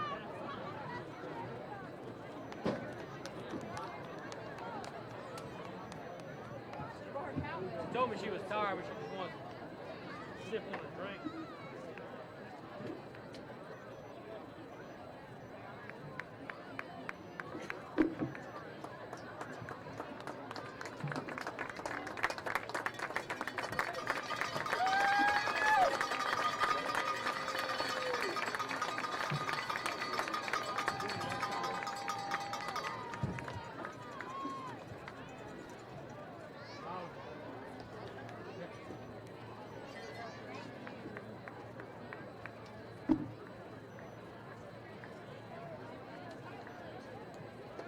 Halftime here at Iota with a 14-0 lead for the home team, the Bulldogs, over the Welsh Greyhounds. Along with Eric Held, I'm Ken Trahan. We'll be checking in with Kate Adams in just a few minutes. As we review the first half, 2 scores, an 11-yard run, of course, got things started. Looked to set scoring. And Luis Doroteo made the extra point to make it 7-0 Iota with 2:41 to play in the first. Capped a 4-play, 68-yard drive, took just 48 seconds. And then right at the half, what an amazing way to finish. 7 plays, 51 yards, 1:56 on the clock. And on the last play of the half, it was a touchdown pass from Dawson Wallace to Tyrone Charlo Doroteo made the point after 14-0 Iota at the break. That kind of belies the fact, Derek, that it's been a pretty evenly played half in terms of how the numbers stack up. Talk a little bit about the statistics here in the first half. Sure can. You look at the scoreboard, 2 touchdowns to none. And when you look at the stats, it's fairly even. Iota, 127 total yards to Welsh's 116. Both teams struggling a little bit on the ground. Iota 12 rushes for 40 yards, Welsh 15 for 53. Both teams are going to stick to the run. That's their bread and butter, their inside power run game. What we need to see from Welsh here is to be a little bit more successful in their running game. They're averaging a little bit less than 4 yards. Stick to it. You have 24 minutes left in the game. Don't get impatient. Hit some passes, using some different formations now outside of the 2x1 with the H-back set, going some 3x1, going some 2x2, some doubles. Have used some empty, but they're going to have to hit on some passes to move the ball downfield, obviously, here with Iota. When they get the football back, they're definitely going to want to churn some clock here, run some clock, keep possession of the football, play keep away from Welsh so that they can't have possession of the football and put the ball in the end zone. Dawson Wallace, 4 of 11, but 87 yards. And, of course, the touchdown in the first half. Running the football, Luke Doucette has been their primary man. He's 8 carries, 38 yards, and a score. For Welsh, Landon Broussard is officially 7 of 12, 61 yards. And Cade Miller, their leading rusher, 7 carries, 23 yards in the first half from an individual perspective. While we have this opportunity, we'd like to thank our friends at Iota, Principal Cindy Abshire, Assistant Principal Kobe Wallace, Josh Andrews, of course, the head coach and athletic director. We appreciate their hospitality and having us here tonight. And our salute to Cody Geringer and our friends at Welsh as well for accommodating us in great fashion here this evening and making our jobs quite a bit easier as both teams are just about set to come back onto the field for the second half. Welsh just about to take the field, and Iota just about to run back out to their sideline as the third quarter will get underway. And then we'll head to Kate Adams right after the kickoff here to have her perspective on what has happened here in the first half and some thoughts also expressed by Coach Cody Geringer as she had a chance to visit with him most recently. You also wonder about the team that plays more players both ways in Welsh and how it might impact them on this warm night. No question, and when you have your starting running back Jaheim Simon out, then now you have to play Cade Miller at running back exclusively, who's also a linebacker, and then you have Gavin Guillory, who's your best player on offense. Well, then that makes things, it kind of stretches you thin a little bit more when you're starting 5 or 6 guys both ways. It kind of stretches you thin with your depth, and of course, if you look out here, there's a lot more dark colored jerseys here for the home team in Iota compared to Welsh. This portion of tonight's game is being presented by Riverlands Insurance, meaning all your insurance needs. It's Riverlands Insurance. Thanks to Noah and Luke and Riverlands Insurance for their continued support of us being able to bring you these outstanding games on a regular basis. Iota will kick it off. Luis Doroteo will handle those duties.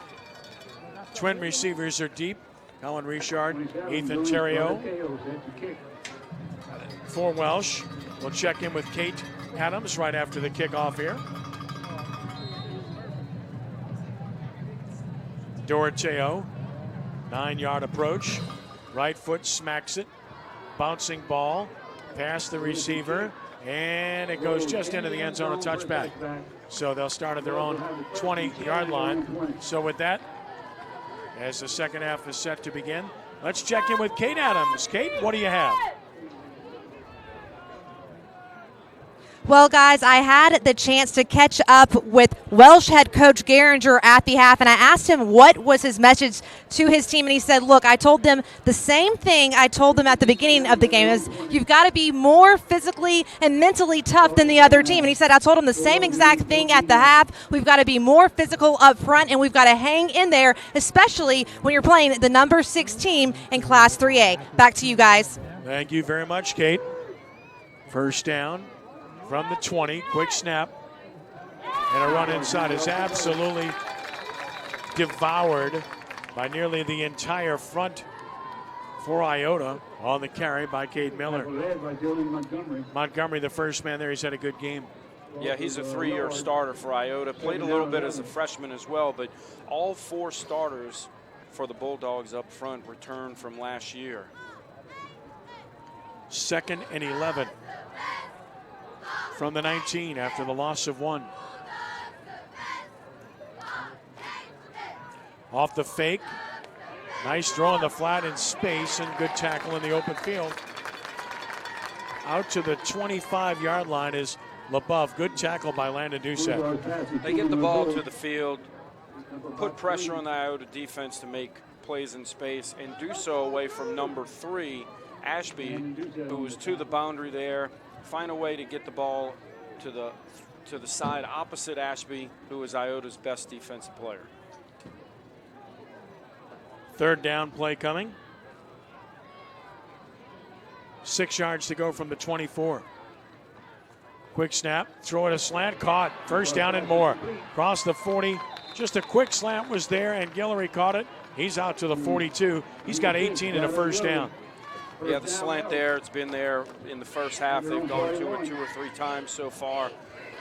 Coach Gehringer's seeing something he likes from the defense there, giving him that slant, open it up there in the flat. Big gain for Welsh on 3rd down. Good start here for Welsh. Able to move the chains on 1st down to run inside. Fighting hard for about 3 before he's driven back is Miller. Miller gets 2 to the 44. It's 2nd and 8. I like the patience of Coach Gehringer here in his calls. Stick with what got you there. Stick with what you've been successful with, what your identity is on offense. Run the football. No need to panic. You've got 20-something minutes left in the game. You've driven the ball deep into the territory. Now let's just finish drives. 2nd down and 8 at the 44. Twin receivers to either side of the field. Broussard on the fake and keeps it. Broussard picks his way across the 45 to the 48. Broussard has 4. It's going to be 3rd and 4 yards to go. If Welsh is going to win this game, and especially keeping the ball on the ground, they're going to have to utilize some quarterback runs like we've seen there from Broussard. He's somebody that has the ability to get downhill. He has that in his skill set. We've got to see it with him pull the ball on those power read and counter tray reads. 3rd and 4 at the 48. Quick snap, Bowles on the ground. Goes back to cover it on a muff back at the 39, and that'll kill the drive and will force a punt. You go from a 3rd and 3 there with a high percentage for you to convert and a bad snap there. We go back before to something you work on in your spring practice all summer long into August and then into your week when you get into Jamboree week 1 and now week 2, and those things at this point shouldn't happen with your center quarterback exchange. Agreed. Punting situation. Max Hebert to punt it. Charlo's had a good game returning it. Rugby style, he runs away from 1. Still running, he's finally going to kick it. And gets it off. It's going to bounce inside the 40. Takes a bounce and right into the hands of Iota receiver, who falls down with the football at the 35-yard line. Coming up with it there was number 43, Seth Schuff. And Iota will start from its own 35. 8:17 to play in the 3rd. Bulldogs up by the score of 14-0. Another name you see there, Schuff. They have 2 of them, Seth, sophomore linebacker, and then Wyatt Schuff, who's a 4-year starter on offense. Big hole, Doucette, still going. Big run. Outstanding speed, outstanding run, and an outstanding start for Iota here in the 2nd half as he bolts like a bolt of lightning down to the 35 of Welsh and a 1st down. So he goes from 35 to 35. That's a gain of 30. It's up 30 yards for Luke that time. Get the ball on 1st down in the hands of your best offense player, Doucette. Hits it inside, puts his foot in the ground, bounces it out, pick up a 30, flips the field there. Right away. Doucette, 73 yards rushing. Trying to get the corner, he does. Nice run, Landon Doucette this time. 2 Doucets are better than 1. No question. If you're on offense for the Iota Bulldogs and your last name Doucet, you're a pretty good player. 10-yard run for Landon Doucet, another first down. His first carry of the game. And that's him 10 to the 25. Iota on the move, up by 14. Welsh 25. First down Iota. Wide side, left side of the field. Charlo motions. Downhill run. Broke 1 tackle, broke 2 tackles, and maybe you're starting to sing the Welsh defense. We're down just a tad. Good hard run by Luke Doucet. Gets him 5 more. No doubt about it. Doucet, a downhill physical runner at 220 pounds, brings the load with him, and as you mentioned, you might even start to see a little bit of wilting from the Welsh defense. Might be a smart idea here for you to call timeout if you're Coach Geringer for Welsh. 2nd and 5 at the 20. Wants to throw it. Guns it into traffic, incomplete. Boy, that's a tight throw. Surprised they threw it there. They were running it very well. No doubt. Thought it was pretty well covered. Welsh was playing cover 3. They had linebackers underneath, strong safety underneath. Trying to fit it there in a tight window. Good job by Welsh. Big 3rd down call here for Iota. 3rd and 5 at the 20. Right at the 7-minute mark of the 3rd quarter. Full moon shining. Iota shining, up 14. Dawson Wallace positions Doucet next to him left. Motion, speed sweep, cut back, room, first down and more. All the way down to the 10-yard line. Tyrone Charlo, 10 yards, first down and goal, Bulldogs. Great job there by Coach Andrus. Formation in the defense had an H-back or brought the receiver in tight to the end man on the line of scrimmage. First down, Put Doucet in the backfield to the 10-yard line. short side of the field, run speed sweep. Great job. A lot of times speed sweep, the speed sweep guy will put his foot in the ground and head back inside, find some room, get downhill, get past the sticks for a first. First and goal at the 10. Miller. Dawson Wallace gets the signal from the sideline. One Doucet slot right, the other Doucet in the backfield, and a whistle blows. Timeout called by Iota with the play clock about to expire. With 6:18 to play in the 3rd. They get the timeout. Threatening, leading, 21-0. Iota in good shape here. 14-0 Dogs. Well, a year ago they averaged 32.3 points a game and allowed just 11.6 a game, and they pitched 3 shutouts in the process. Iota in District 6-2A, and boy, you talk about tough company. They're in a district with Notre Dame and Lafayette Christian, along with Lake Arthur and Port Barry. You're talking about 2 of the best teams in Louisiana, 2 defending state champions in 1 district, Notre Dame and Lafayette Christian. Yeah, no question. Welsh is in there with Notre Dame and Lafayette Christian in district. They have Iota tonight, then they opened up with 4A Rain, and they have LaGrange, who's in 4A and 9 district, and then they have Iowa, St. Louis, and LaGrange later on as well. So, boy, you talk about a brutal schedule, but guess what? Coach Geringer not shying away, and when they called people, I meant Welsh. Sure. When they made phone calls, nobody answered. So right, exactly. You got to play who wants to play you. It's a brutal district for the Greyhounds. 18 points for playing up in class. Left side run, banging hard, running like a Mack truck. Luke Doucet is starting to impose his will on this defense. He's running through tackles now. No question, Ken. 211 yards rushing, 3 touchdowns last week. Wore down the Iowa defense, and you're starting to see that a little bit with the Greyhound defense tonight. 7 yards to the 3 where it's 2nd and goal. Got to imagine he gets it again here. Landon Doucet slotted right. They're going to run Luke Doucet inside left. He dives to the end zone for a touchdown. That was an easy call for me to make. No question. On offense, as a play caller, you want to build plays off of plays. So earlier we saw a speed sweep to Charlotte, and then that was fake the speed sweep to Charlotte, give back inside to Doucet.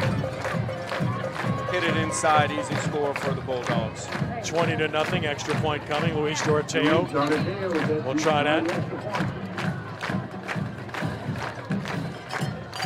Dorito has it up, and he has it through. Time out on the field, 6:06 to play in the third, 21-0 Iota. And we are back in just a moment. This is the Allstate Sugar Bowl LHSAA Thursday night football game of the week, a presentation of Crescent City Sports.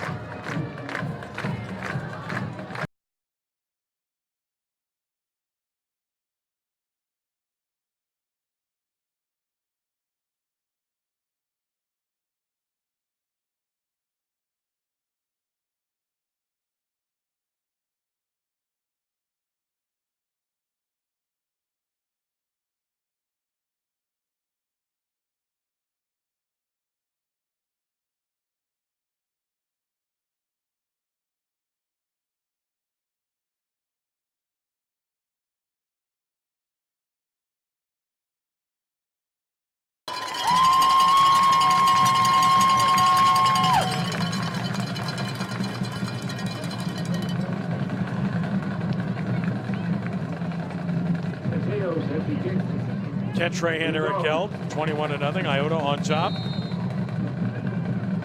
And the kickoff by Doroteo. High, deep, fielded at the 6.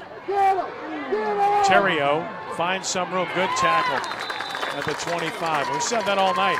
Good open field tackles, and a scuffle after the fact is going to necessitate a pair of flags. Nice deep kick by Doroteo. Welsh had a return set up to their bench on the hash. Nice return. One missed tackle away from gaining another first down for their offense. Looks like they're going to mark it off against the home-standing Bulldogs. It's going to give Welsh good field position. Fourth penalty on Iota for 30 yards. So Welsh is going to get it outside the 40 at the 41. In need of a drive, in need of points, trailing by 21. 66-yard drive for the Bulldogs. 7 plays, 65 yards officially, 2:11 off the clock with the Doucette 3-yard touchdown run. And now Welsh, as mentioned, really does need to do something if they want to make a game of this. Got the hydration timeout right now for heat and humidity. A good time for Coach Andrus to pull his guys over and say, hey, look, guys, we're up 21-0 here. We have a quarter and a half left of football. Nothing stupid. Hey, continue to play physical. Continue to play through the whistle. Nothing stupid here. And this hydration break is brought to you by Powerade, the official sideline thirst quencher of the LHSAA.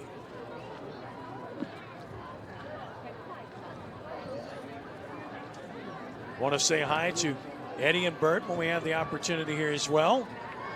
Godspeed to them. Keep up the good work, the hard work on a daily basis. And we value this partnership.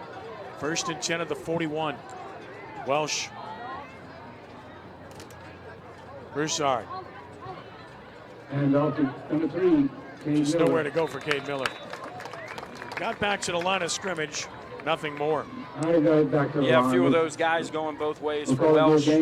Starting to wear down a little bit where the Bulldogs are able to bring out a fresh 11. Every now and then you'll see number 21, Doucette, get some snaps at linebacker. But at this time, it's a real good opportunity for Doucette to remain on the sideline, play another guy, and get him some valuable game reps so that you can work him into being a starter.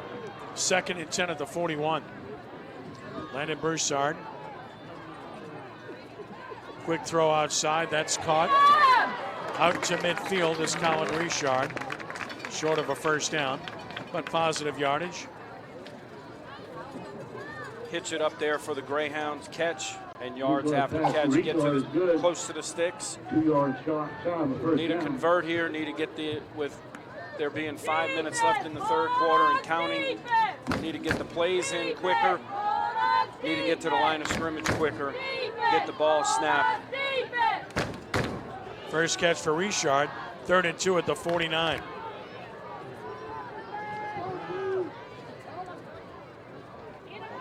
Looking, gonna throw it up deep, man there, and almost intercepted. Ball hung up too long. Free safety made a good break on the ball. Batting it away is Andrew Ashby. You talked about him earlier, and he played that perfectly. as a free safety. Saw it, located it, got there, knocked it away. Intended for Gavin Giller. Pass had a little bit of air under it and allowed him to get there. It sure did. If there's less air, thrown more on the line, it's complete there. They're throwing it in the hole between the corner and the safety. That's what we needed on the throw from Broussard. And then the receiver needs to stop and go up and high point it and help your quarterback out. 4th and 2, got to go for it here, down 21. Guillory is going backwards.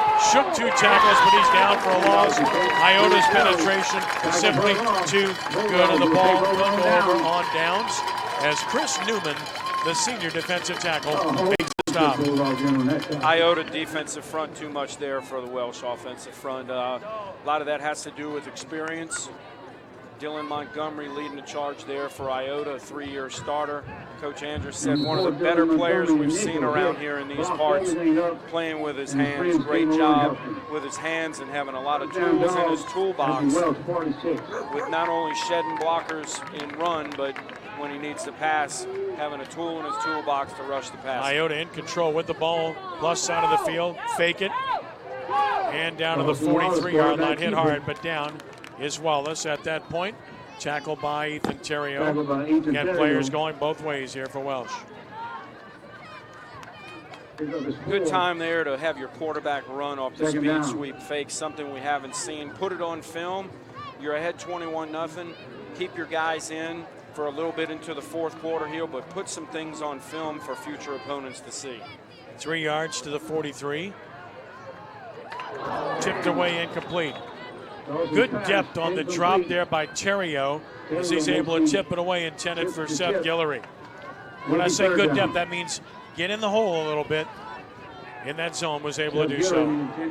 I like the job by Wallace there, trying to fit it in a tight hole there for the young sophomore quarterback. No fear at this point. And hey, if you're Coach Andrews, hey, you're up by 3 scores, but hey, let's work on the passing game right there. Give my young quarterback, who's starting his 2nd career game as the signal caller, some experience with throwing the football. On 3rd down, rolling right. Good run. Broken containment. He'll get the first down. Showing speed out of bounds. And a first down. First time he's taken off with it. Made a good decision. Gets a first down. He's down to the 30 with a gain of 13. Has some athletic ability. Can definitely make plays with his feet. Started at receiver last year as a freshman. 14 games under his belt as a starter at receiver as they made a run deep into the semifinals last year in 2018. One of the better concepts out there for a run on 2nd or 3rd and long, sprint out the trips and have those guys run off and you run to open grass. New set of downs on 1st down. Doucette gets the call. Doucette bangs forward and picks up about 3. Luke goes around the left side after the handoff from Dawson.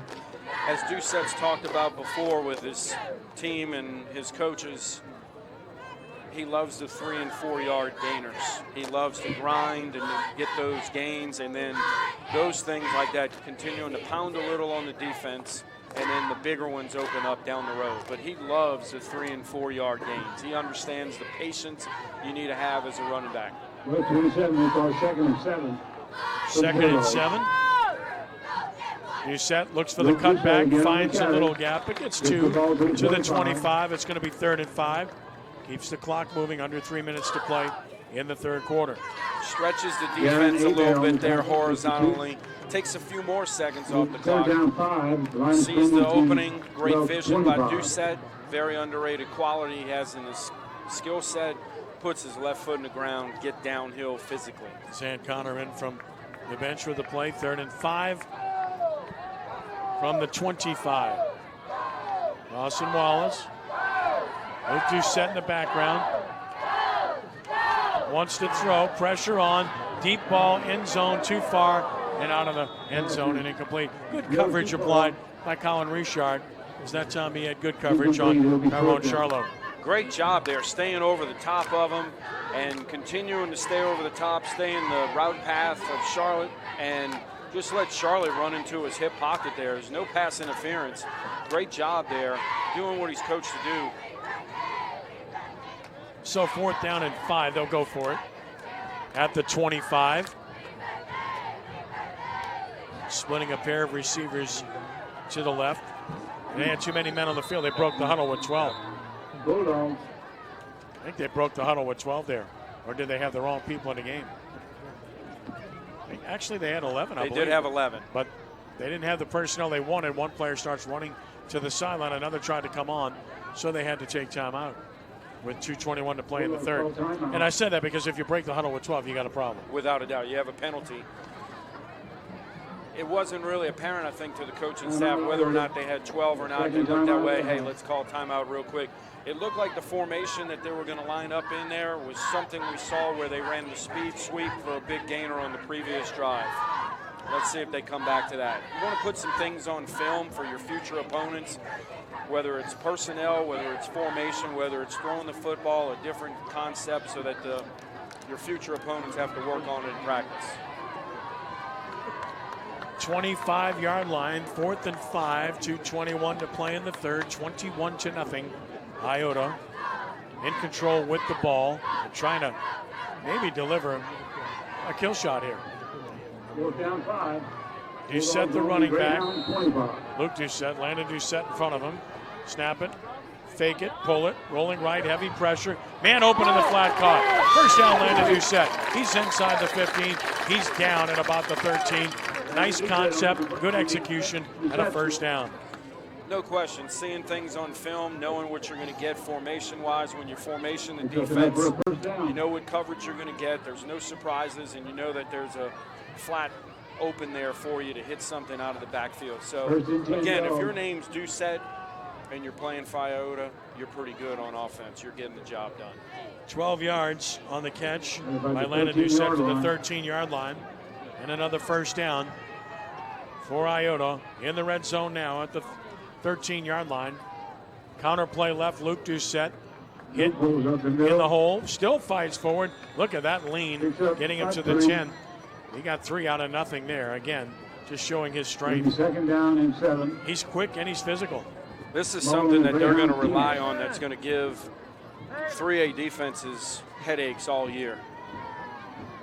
The way they find ways to formation the defense and find ways to run different things out of this tight trips, this tight 3-by-1 formation. 2nd and 7 at the 10. Wallace, jump ball coming, he caught it for a touchdown. Perfect throw, it's Tyrone Charlo again, 10-yard touchdown, 27-0, Iota. Again, get the one-on-one matchup with one of your 2 best players on offense, Charlotte. Throw it up to him, let him go up and make a play. Great ball thrown in the back corner of the end zone, put to where only he could catch it, make it almost impossible to defend against. And also you put Luke Doucette to that side of the field, run a bubble with him, or run a flare with him out of the backfield. Make it tough with your flat defender as well, can't help your corner. So one attempt is no good. Kick not successful this time. 1:07 to play in the third. 27-0. Iota. We'll keep it right here with a 27-0 lead for Iota. They're in total control now, Eric. Yeah, and if you're Welsh, hey, you keep staying positive. You keep pushing your guys to play hard. Hey, their motto is do things the hard way. Well, hey, it's hard right now with 13 minutes left and you're down 4 scores. Hey, it's hard right here. Let's keep pushing. Hey, working through adversity. This lesson's going to come help us in the future down the road in there against a brutal schedule. It's tough a 2A schedule as you'll find throughout Louisiana. 9-play, 46-yard drive. Wallace to Charlotte, touchdown. 27-0, Iota. Been a really good game for Tyrone Charlotte. Without a doubt. Receiving the football, rushing football, speed sweeps, return game well. All around great player. Kick off. Returnable. Hillary. Escaped one. Bounces it outside. He's a good athlete. Look at Guillory go. Really good return by Guillory. Well, you really want to get him the ball, don't you? You really do. He's a guy that's going to have to touch the football. You have him back there returning punts, kickoffs as well. Made something out of almost nothing there. Made a few guys miss. and then got to the wall that was set up by the Welsh front in the wedge, and they're setting a wall on the hash mark to their bench, and if he can get there, great things happen. There's a flag on the play. We'll see what happens here. Could be a late hit. Normally it's on the return team, but in this case, looks like it's probably a late hit. Remember, he was going toward the boundary, and ball is going to be spotted at the Iota 38, so a 15-yard mark off on Iota. It's 5 penalties and 45 yards on the Bulldogs. Welsh has a short field to work with at the Iota 38-yard line, and they surely need it here. Yeah, their best starting field position all game. This is their 8th drive, starting at their opponent's 38-yard line. Best starting field position of the game. They need to make something happen here, get a quick touchdown before the end of the 3rd quarter. That would be nice. Cade Miller, the running back. Broussard, the quarterback, wants to throw it. Throwing over the middle, perfect throw and catch. Well delivered, and a first down catch is made by Ethan Terrio. Gets up limping a bit. Ethan Terrio on the reception. First down to the 26-yard line, a gain of 12. Deep drag there by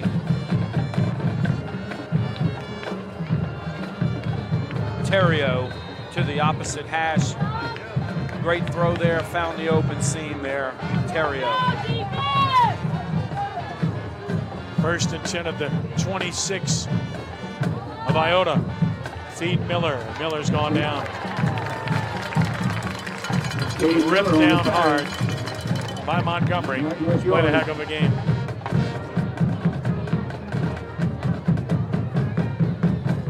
Just unable to run the ball for the most part inside.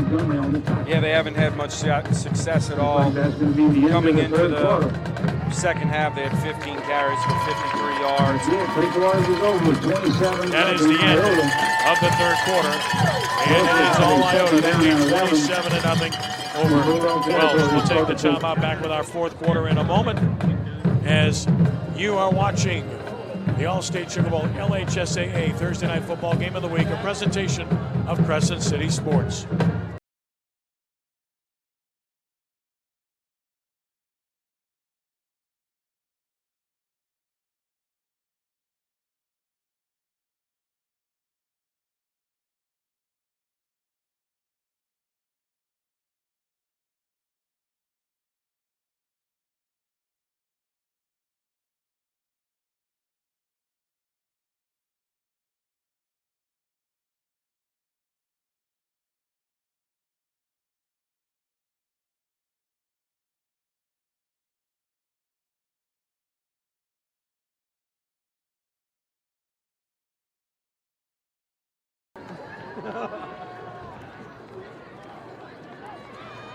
Let's go, Palin, Fuji.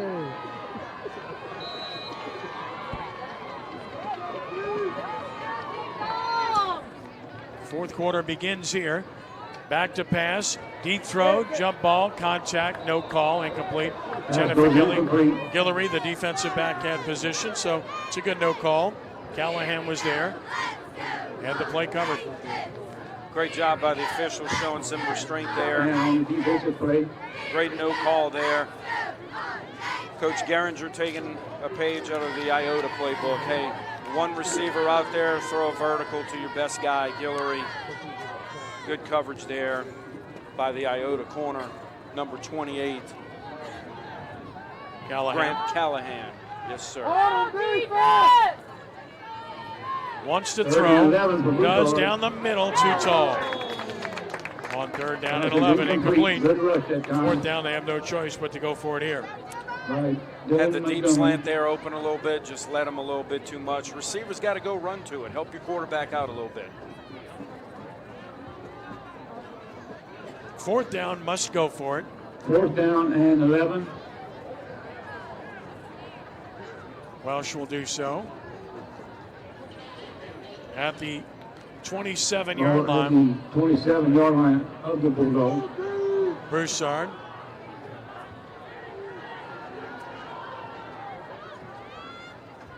Rolling left, stops and throws. It's going to be batted down. The ball will go over on downs. Callahan able to bat it down. And another hold by Iota. What a job by this Iota defense all night long. They've bent, but they haven't broken all night. No question. It's 3 drives by Welsh past the Iota 35-yard line. And like you said, the Bulldog defense, they've bent a little bit, but they've never broken. Little confusion there on the concept between the 2 receivers that the quarterback was sprinting out to. Right, in close proximity to each other. Can't cover each other up. It looked like a deep curl and then a corner, and the corner ran into the curl. Should be a heavy dose of Doucette here. Instead, the quarterback keeps off the fake, cuts back, fights his way forward to the 30 for 3 yards. Wallace gets 3, and it's 2nd and 7. Important to put that on film, and it's also important for Wallace to get some meaningful carries here. Sure, you're up 4 scores, but hey, anytime you're touching the ball, you're gaining experience. Something that he doesn't have is this is his 2nd game starting as a quarterback in his sophomore year. 2nd and 7 at the 30. Quick snap. Doucette gets it, runs over 1, gets a first down, and just bowls his way forward to about the 39, perhaps the 40. Another good run by Luke Doucette as he approaches 100 yards. Next carry will get in there. He's got 98 right now. Healthy dose of Doucette, also a healthy dose of yards after contact. Sure sign of his strength and a sure sign of a defense that's got to be tired. Talked about the two-way performers and how that might factor in. It certainly has. 1st and 10 Iota at its own 40. Whistle sound. Got a timeout, I believe, taken by Welsh. We do, with 10:37 to play. 27-0. Now, next Thursday night, the Allstate Sugar Bowl LHSAA Thursday night football game of the week. Heads to Ruston for a North Louisiana matchup between the Bearcats of Ruston and the Airline Vikings. Join Eric, Kate, and me next Thursday at 7 on the LHSAA app or on CrescentCitySports.com. By the way, we also want to remind you that tomorrow night, Crescent City Sports has more high school football from Metairie. A lot of people are looking forward to seeing this. The Bonneville Bruins playing host to the Newman Greenies, so a chance to see really good defensive end for Newman, who's being heavily recruited, a really good wide receiver for Newman, a Division I player, and a quarterback by the name of Arch Manning. And Brett Bonifon's good coach at Bonneville. Tomorrow night, Crescent City Sports, Bonneville, Newman. You'll want to see it. I've heard that name, Arch Manning, somewhere before. Heard the last name Manning just a few times. Wants to throw on 1st down, going deep, jump ball intercepted. Not sure why they're airing it out there. I guess trying to work on it, but it backfires as Guillory picks it off. First-year starter quarterback trying to see if he can learn himself, and he's getting a little bit of a lecture right now. Sure, Coach Andrews giving him a little bit. And a nice athletic play by Gavin Guillory. Guillory on the interception. Guillory probably the player of the game for the Greyhounds tonight. Making an interception on defense, doing things in the return game for the Greyhounds and also on offense. First turnover of the game by Iota, by either team for that matter.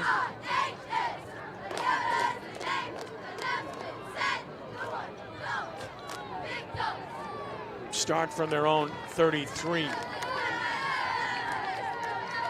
Miller broke a tackle. Nice run by Cade Miller. Excellent run. He's in Iota territory and all the way down to the 42 with a first down. 25 yards for Cade Miller. 25-yard run. Important here for the Greyhounds to stay true to their roots, which is the gap scheme run, block down, kick out, run, inside power run game here, even though you're down by 4 touchdowns with 10 minutes left in the game. Stay true to your roots here. Miller had 23 yards rushing in the whole game up to that run. Now he's up to 48. Straight ahead, keeping Broussard to the 37. Able to pick up 6. for Welsh to have some success down the road against the teams that they'll be playing on their brutal schedule that they have the rest of the year, and then moving forward in the playoffs in November and hopefully December for them, Broussard's got to be able to run the football, so we see a little success for him there. Throw outside caught, 35, and then hit hard at about the 31, but a first down nonetheless on the catch by Ethan Terrio. Move the chains once more.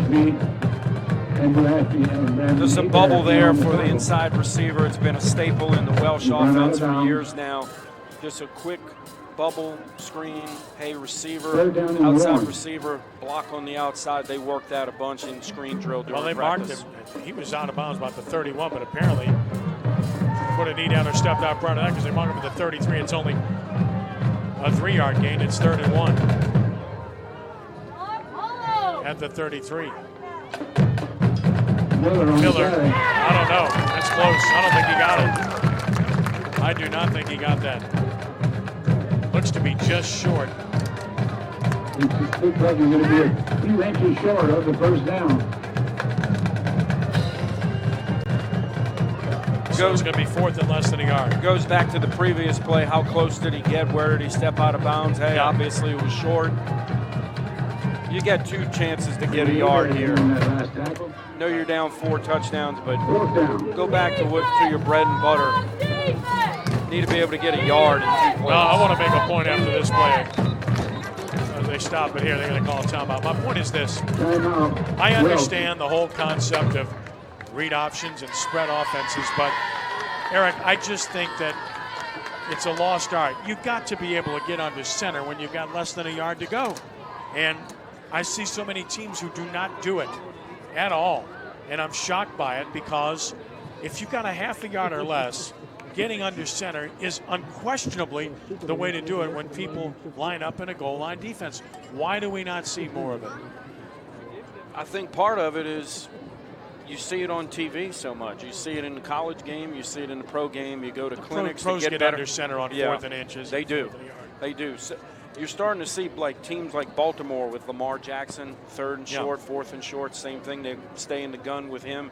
So you start to see it in TV, and you go to clinics and get better as a coach, and you see these things, and you talk to coaches, and they swear by it. So a lot of times you try and steal, because as coaches we steal from coaches. That's what we do, and I think a lot of that has to do with what we're seeing, the style of offense today.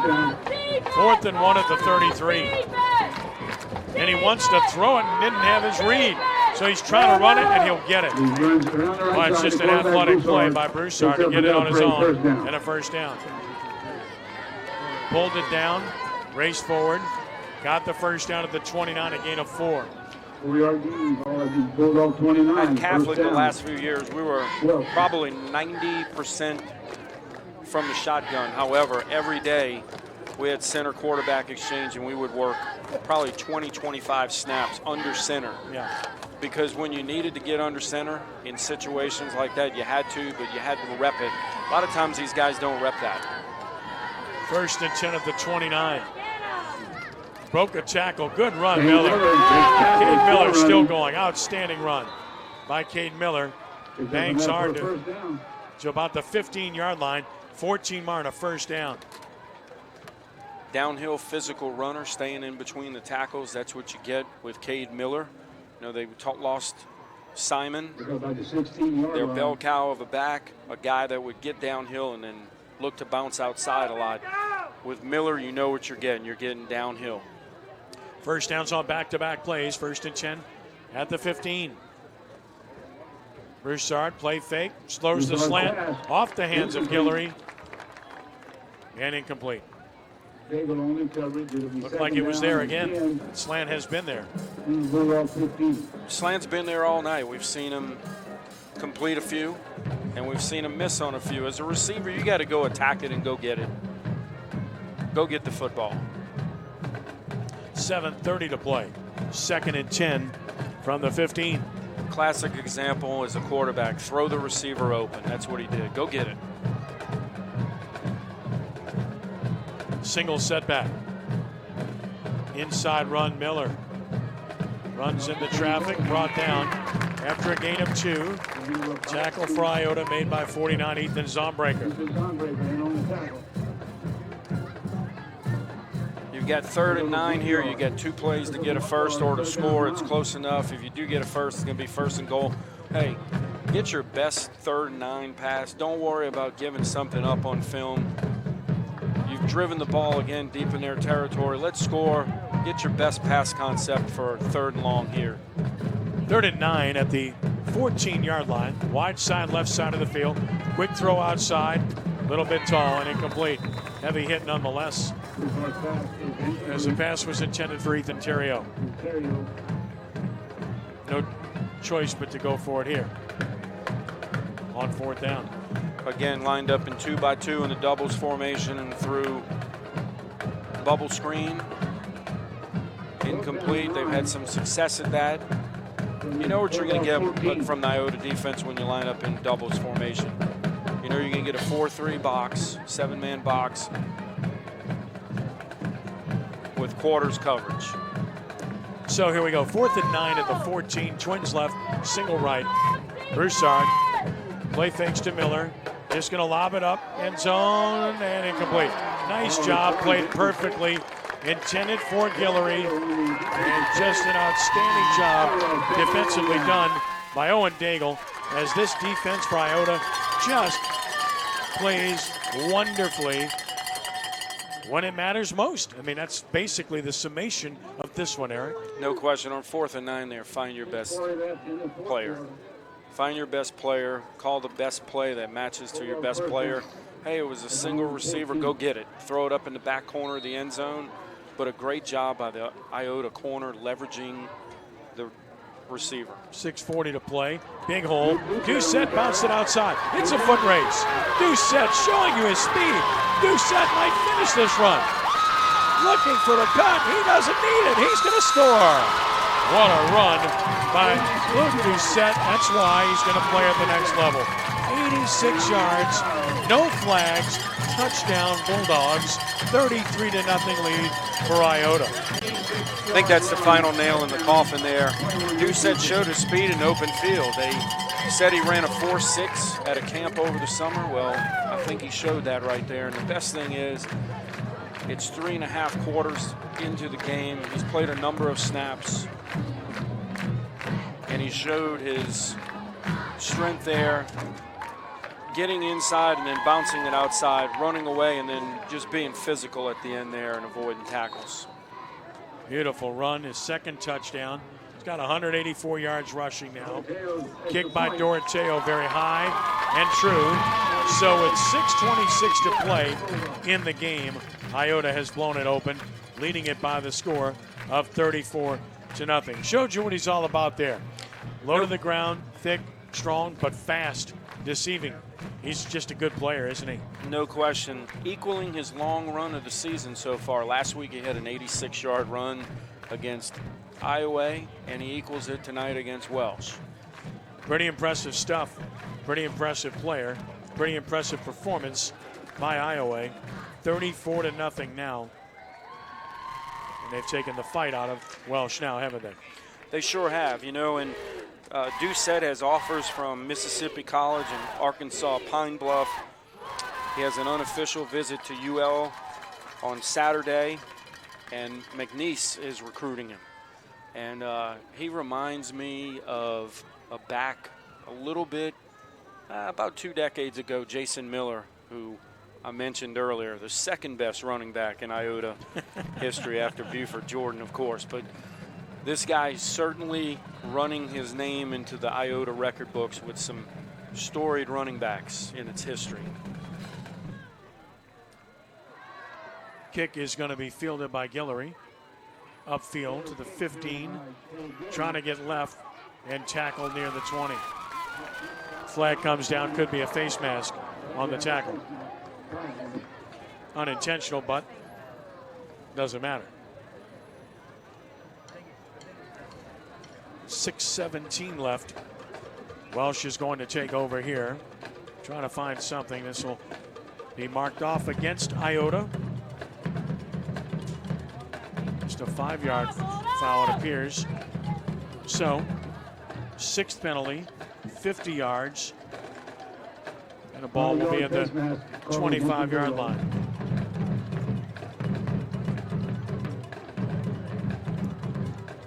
And it's not as though Welsh hasn't had its moments moving the ball. They just haven't been able to finish at all. They have not. They've had 4 drives now where they've gone into Iota territory. They just can't finish. Starting from the 25 now. Run Miller. Tackled at the line of scrimmage. Should get a hydration break here. So Miller found the inside running tough. Got a yard to the 26-yard line. And that will be the whistle for the official timeout. The hydration break taking place here. And once again, we tell you that this hydration timeout is brought to you by Powerade, the official sideline thirst quencher of the LHSAA. We say hello to Jess Curtis, the fine head coach at Manning, who's watching tonight and enjoying. Does an outstanding job on an annual basis. Just one of the good coaches and good men in the business. No question. You mentioned one of the good coaches and good men. Definitely, people talk about how good a coach he is. He's equally as good of a role model and mentor, not only for his players, but for his staff, and a great ambassador for Manning High School as well. Next Thursday night, the Allstate Sugar Bowl LHSAA Thursday night football game of the week heads to Ruston for a North Louisiana matchup between the Bearcats and Airline. Join Eric, Kate, and me next Thursday at 7 on the LHSAA app or on CrescentCitySports.com. Looking forward to that one.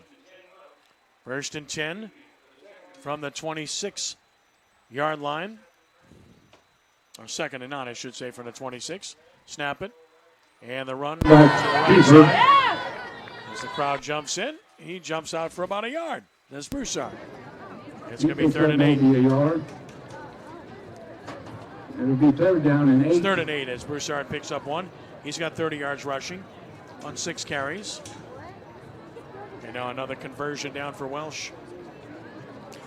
And you're beginning to see Iota. They've done so in the previous defensive series, subbing in some younger guys, getting them some much-needed experience. You never know when you're going to need some guys down the road.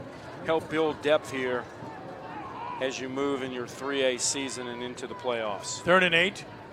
Rolling right. Broussard stops, looks, going to gun it deep, down the middle, and almost intercepted. Good break by the safety coming from the other hash to get there, to knock it down. As a good job, the pass was knocked down, intended for Cohen LeBlanc, and knocked down by Dalen Lunson of Iota. Knocking the pass down. It's going to be 2 receivers to the wide side of the field. You had outside receiver run a deep curl and a deep out by the inside receiver. Quarterback elected to go to the backside post. Throw it more in a line, you can get it there and complete it. Hebert to punt, and Iota will put Charlotte back there, standing at about his 44. He's had a big game. Very high. I mean, this thing is serious hang time. Sliding to catch it, Charlotte at the 49. He did not signal fair catch that I saw, so nothing wrong with the player falling on it there. Good field position for Iota. 5:01 to play.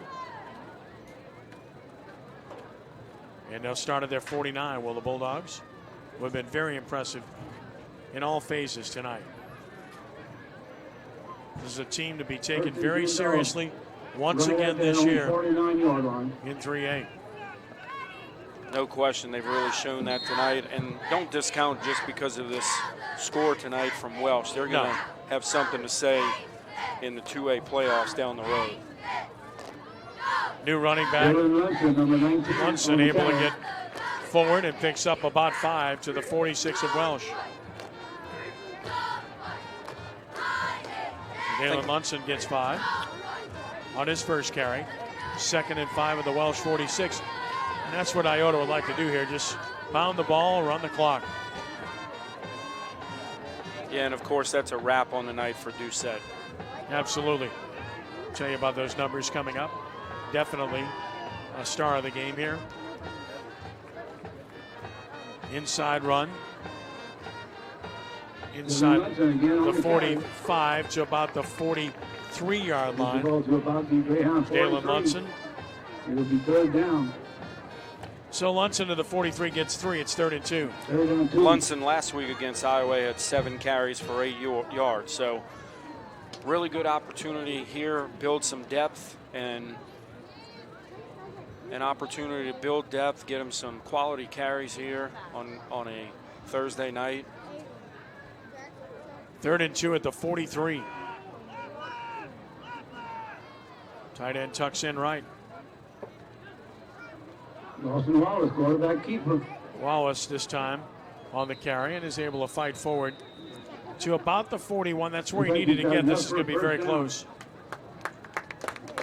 Lawson right on the marker. First down. Exactly what they wanted to do. Keep the ball, move the chains, run the clock. First down for the Bulldogs at the 41-yard line of Welsh. As we approach 3:20 and counting. One more first down, and that about does it. Right.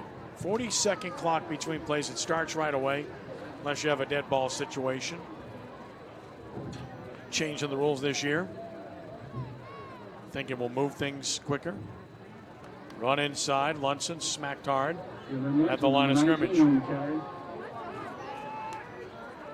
2nd and 10.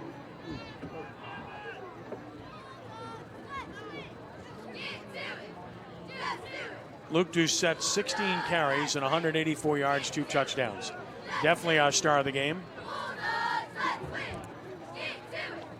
Averaging just over 200 yards a game in 2 weeks of play. 2nd and 10. Clock under 2:30 left. Running left, Lunson. He wants to stay in bounds. He does. He's tackled for a loss, but it's more important to run the clock here. So he loses 1. To the 42. And the clock will continue to run. Really impressive tonight from the Iota defense. Their biggest game on the schedule remaining will be in a few weeks against Churchmont. Here's what I like about the 40-second clock. Previously, you were at the mercy of the referee in terms of when he's going to blow the whistle to start the play clock. If you're the defense trying to get the ball, sometimes you waited painstakingly long for that to happen, depended on the officials in the game. And this crew tonight's done a great job. They have. By the way. Outstanding job. Running right. A yard, maybe 2, to the 39 for Lunson.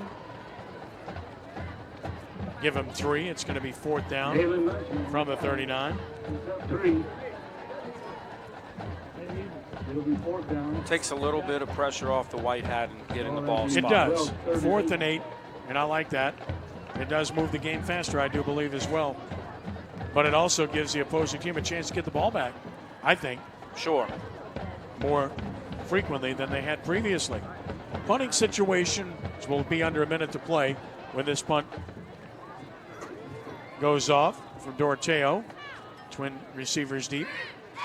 No rush. And he's a good punter. Beautiful spiral, very high.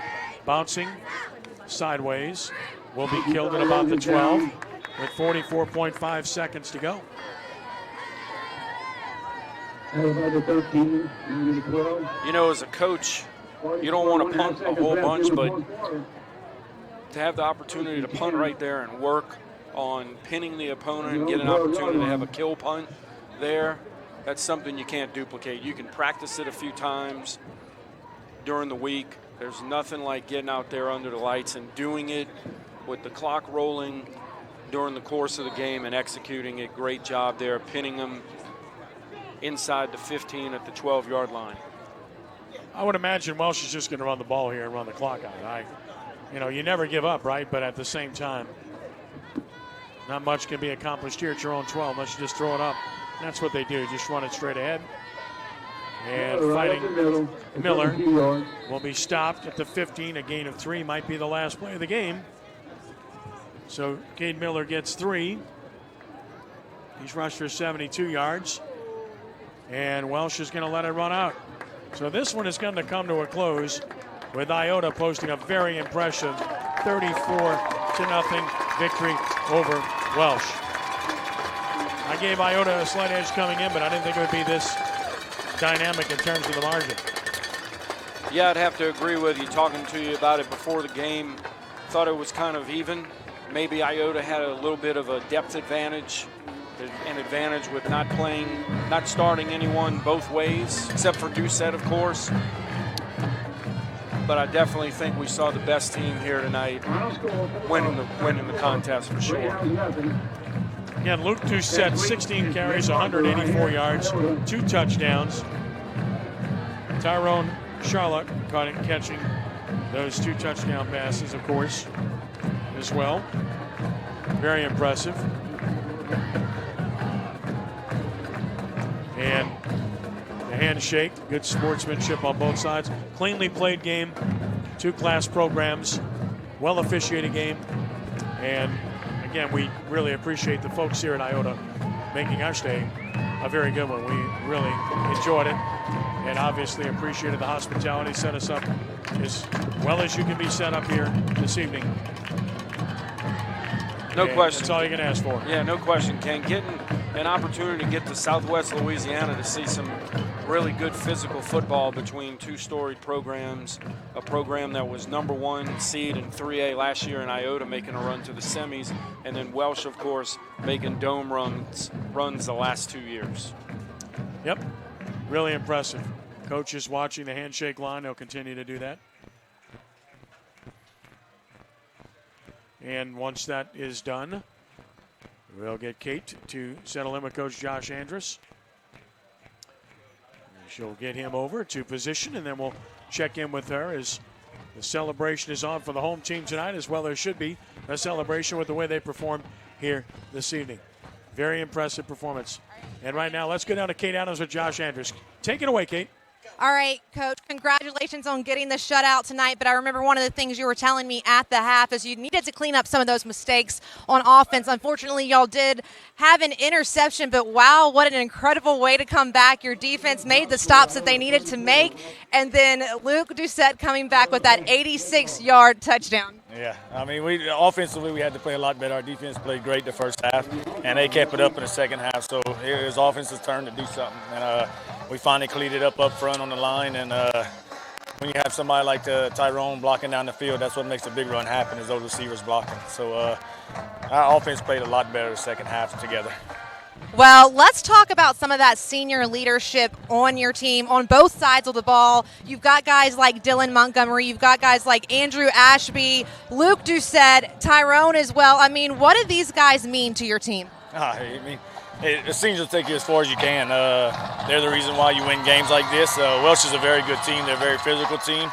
I think they're going to win a lot of ball games this year. It's just in the second half we decided to bear down and do that, and without the senior leadership, that doesn't happen. Well, you and Coach Garinger had a pretty good conversation after the game. What was it that you guys were talking about? He frustrated with a score like that, but I mean, he got to understand that it was a good game. I mean, we came out in the end, and yeah, we had the score ended up bad, but he's just depressed about, I guess, the score. But he's not going to face too many teams that have just one-way guys. So I think that was one of the reasons why is we have one-way guys, and he's going to get some key guys back, like 22, and he got 6 back today. But they're a good ball club, and I think they're going to cause some trouble in 2A.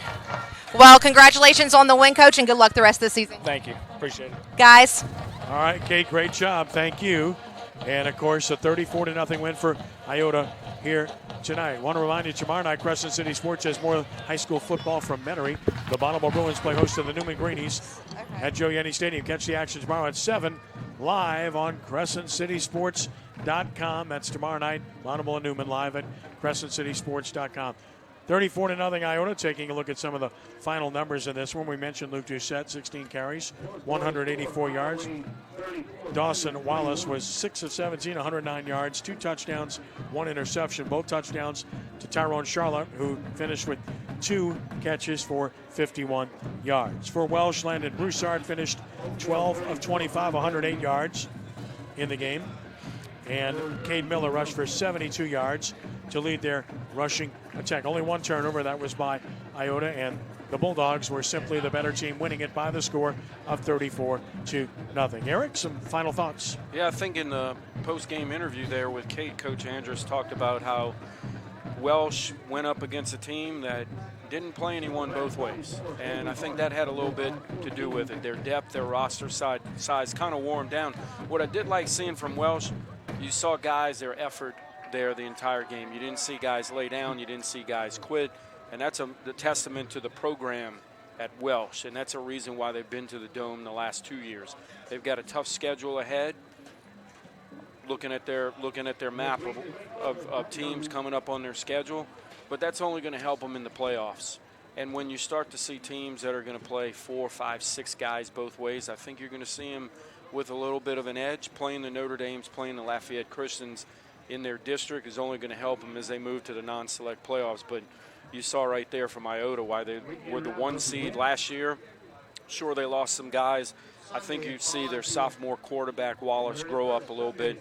The more he plays, the more he gets comfortable at quarterback, the further he's going to be able to take them in the playoffs in 3A down the road. Looking forward to next week at Ruston and Airline, 2 good programs from North Louisiana. Ruston, a state championship program and a great legacy there, and Airline, a consistently good football team as well. That should be a good matchup. No question. Because of the tornado that unfortunately hit the Ruston area back in the spring, the game will be at Louisiana Tech. So it'll be fun to do a game from a college stadium, get a nice environment there. But like you said, Ruston Airline, 2 storied programs. It'll be good to see a 5A matchup up there along I-20.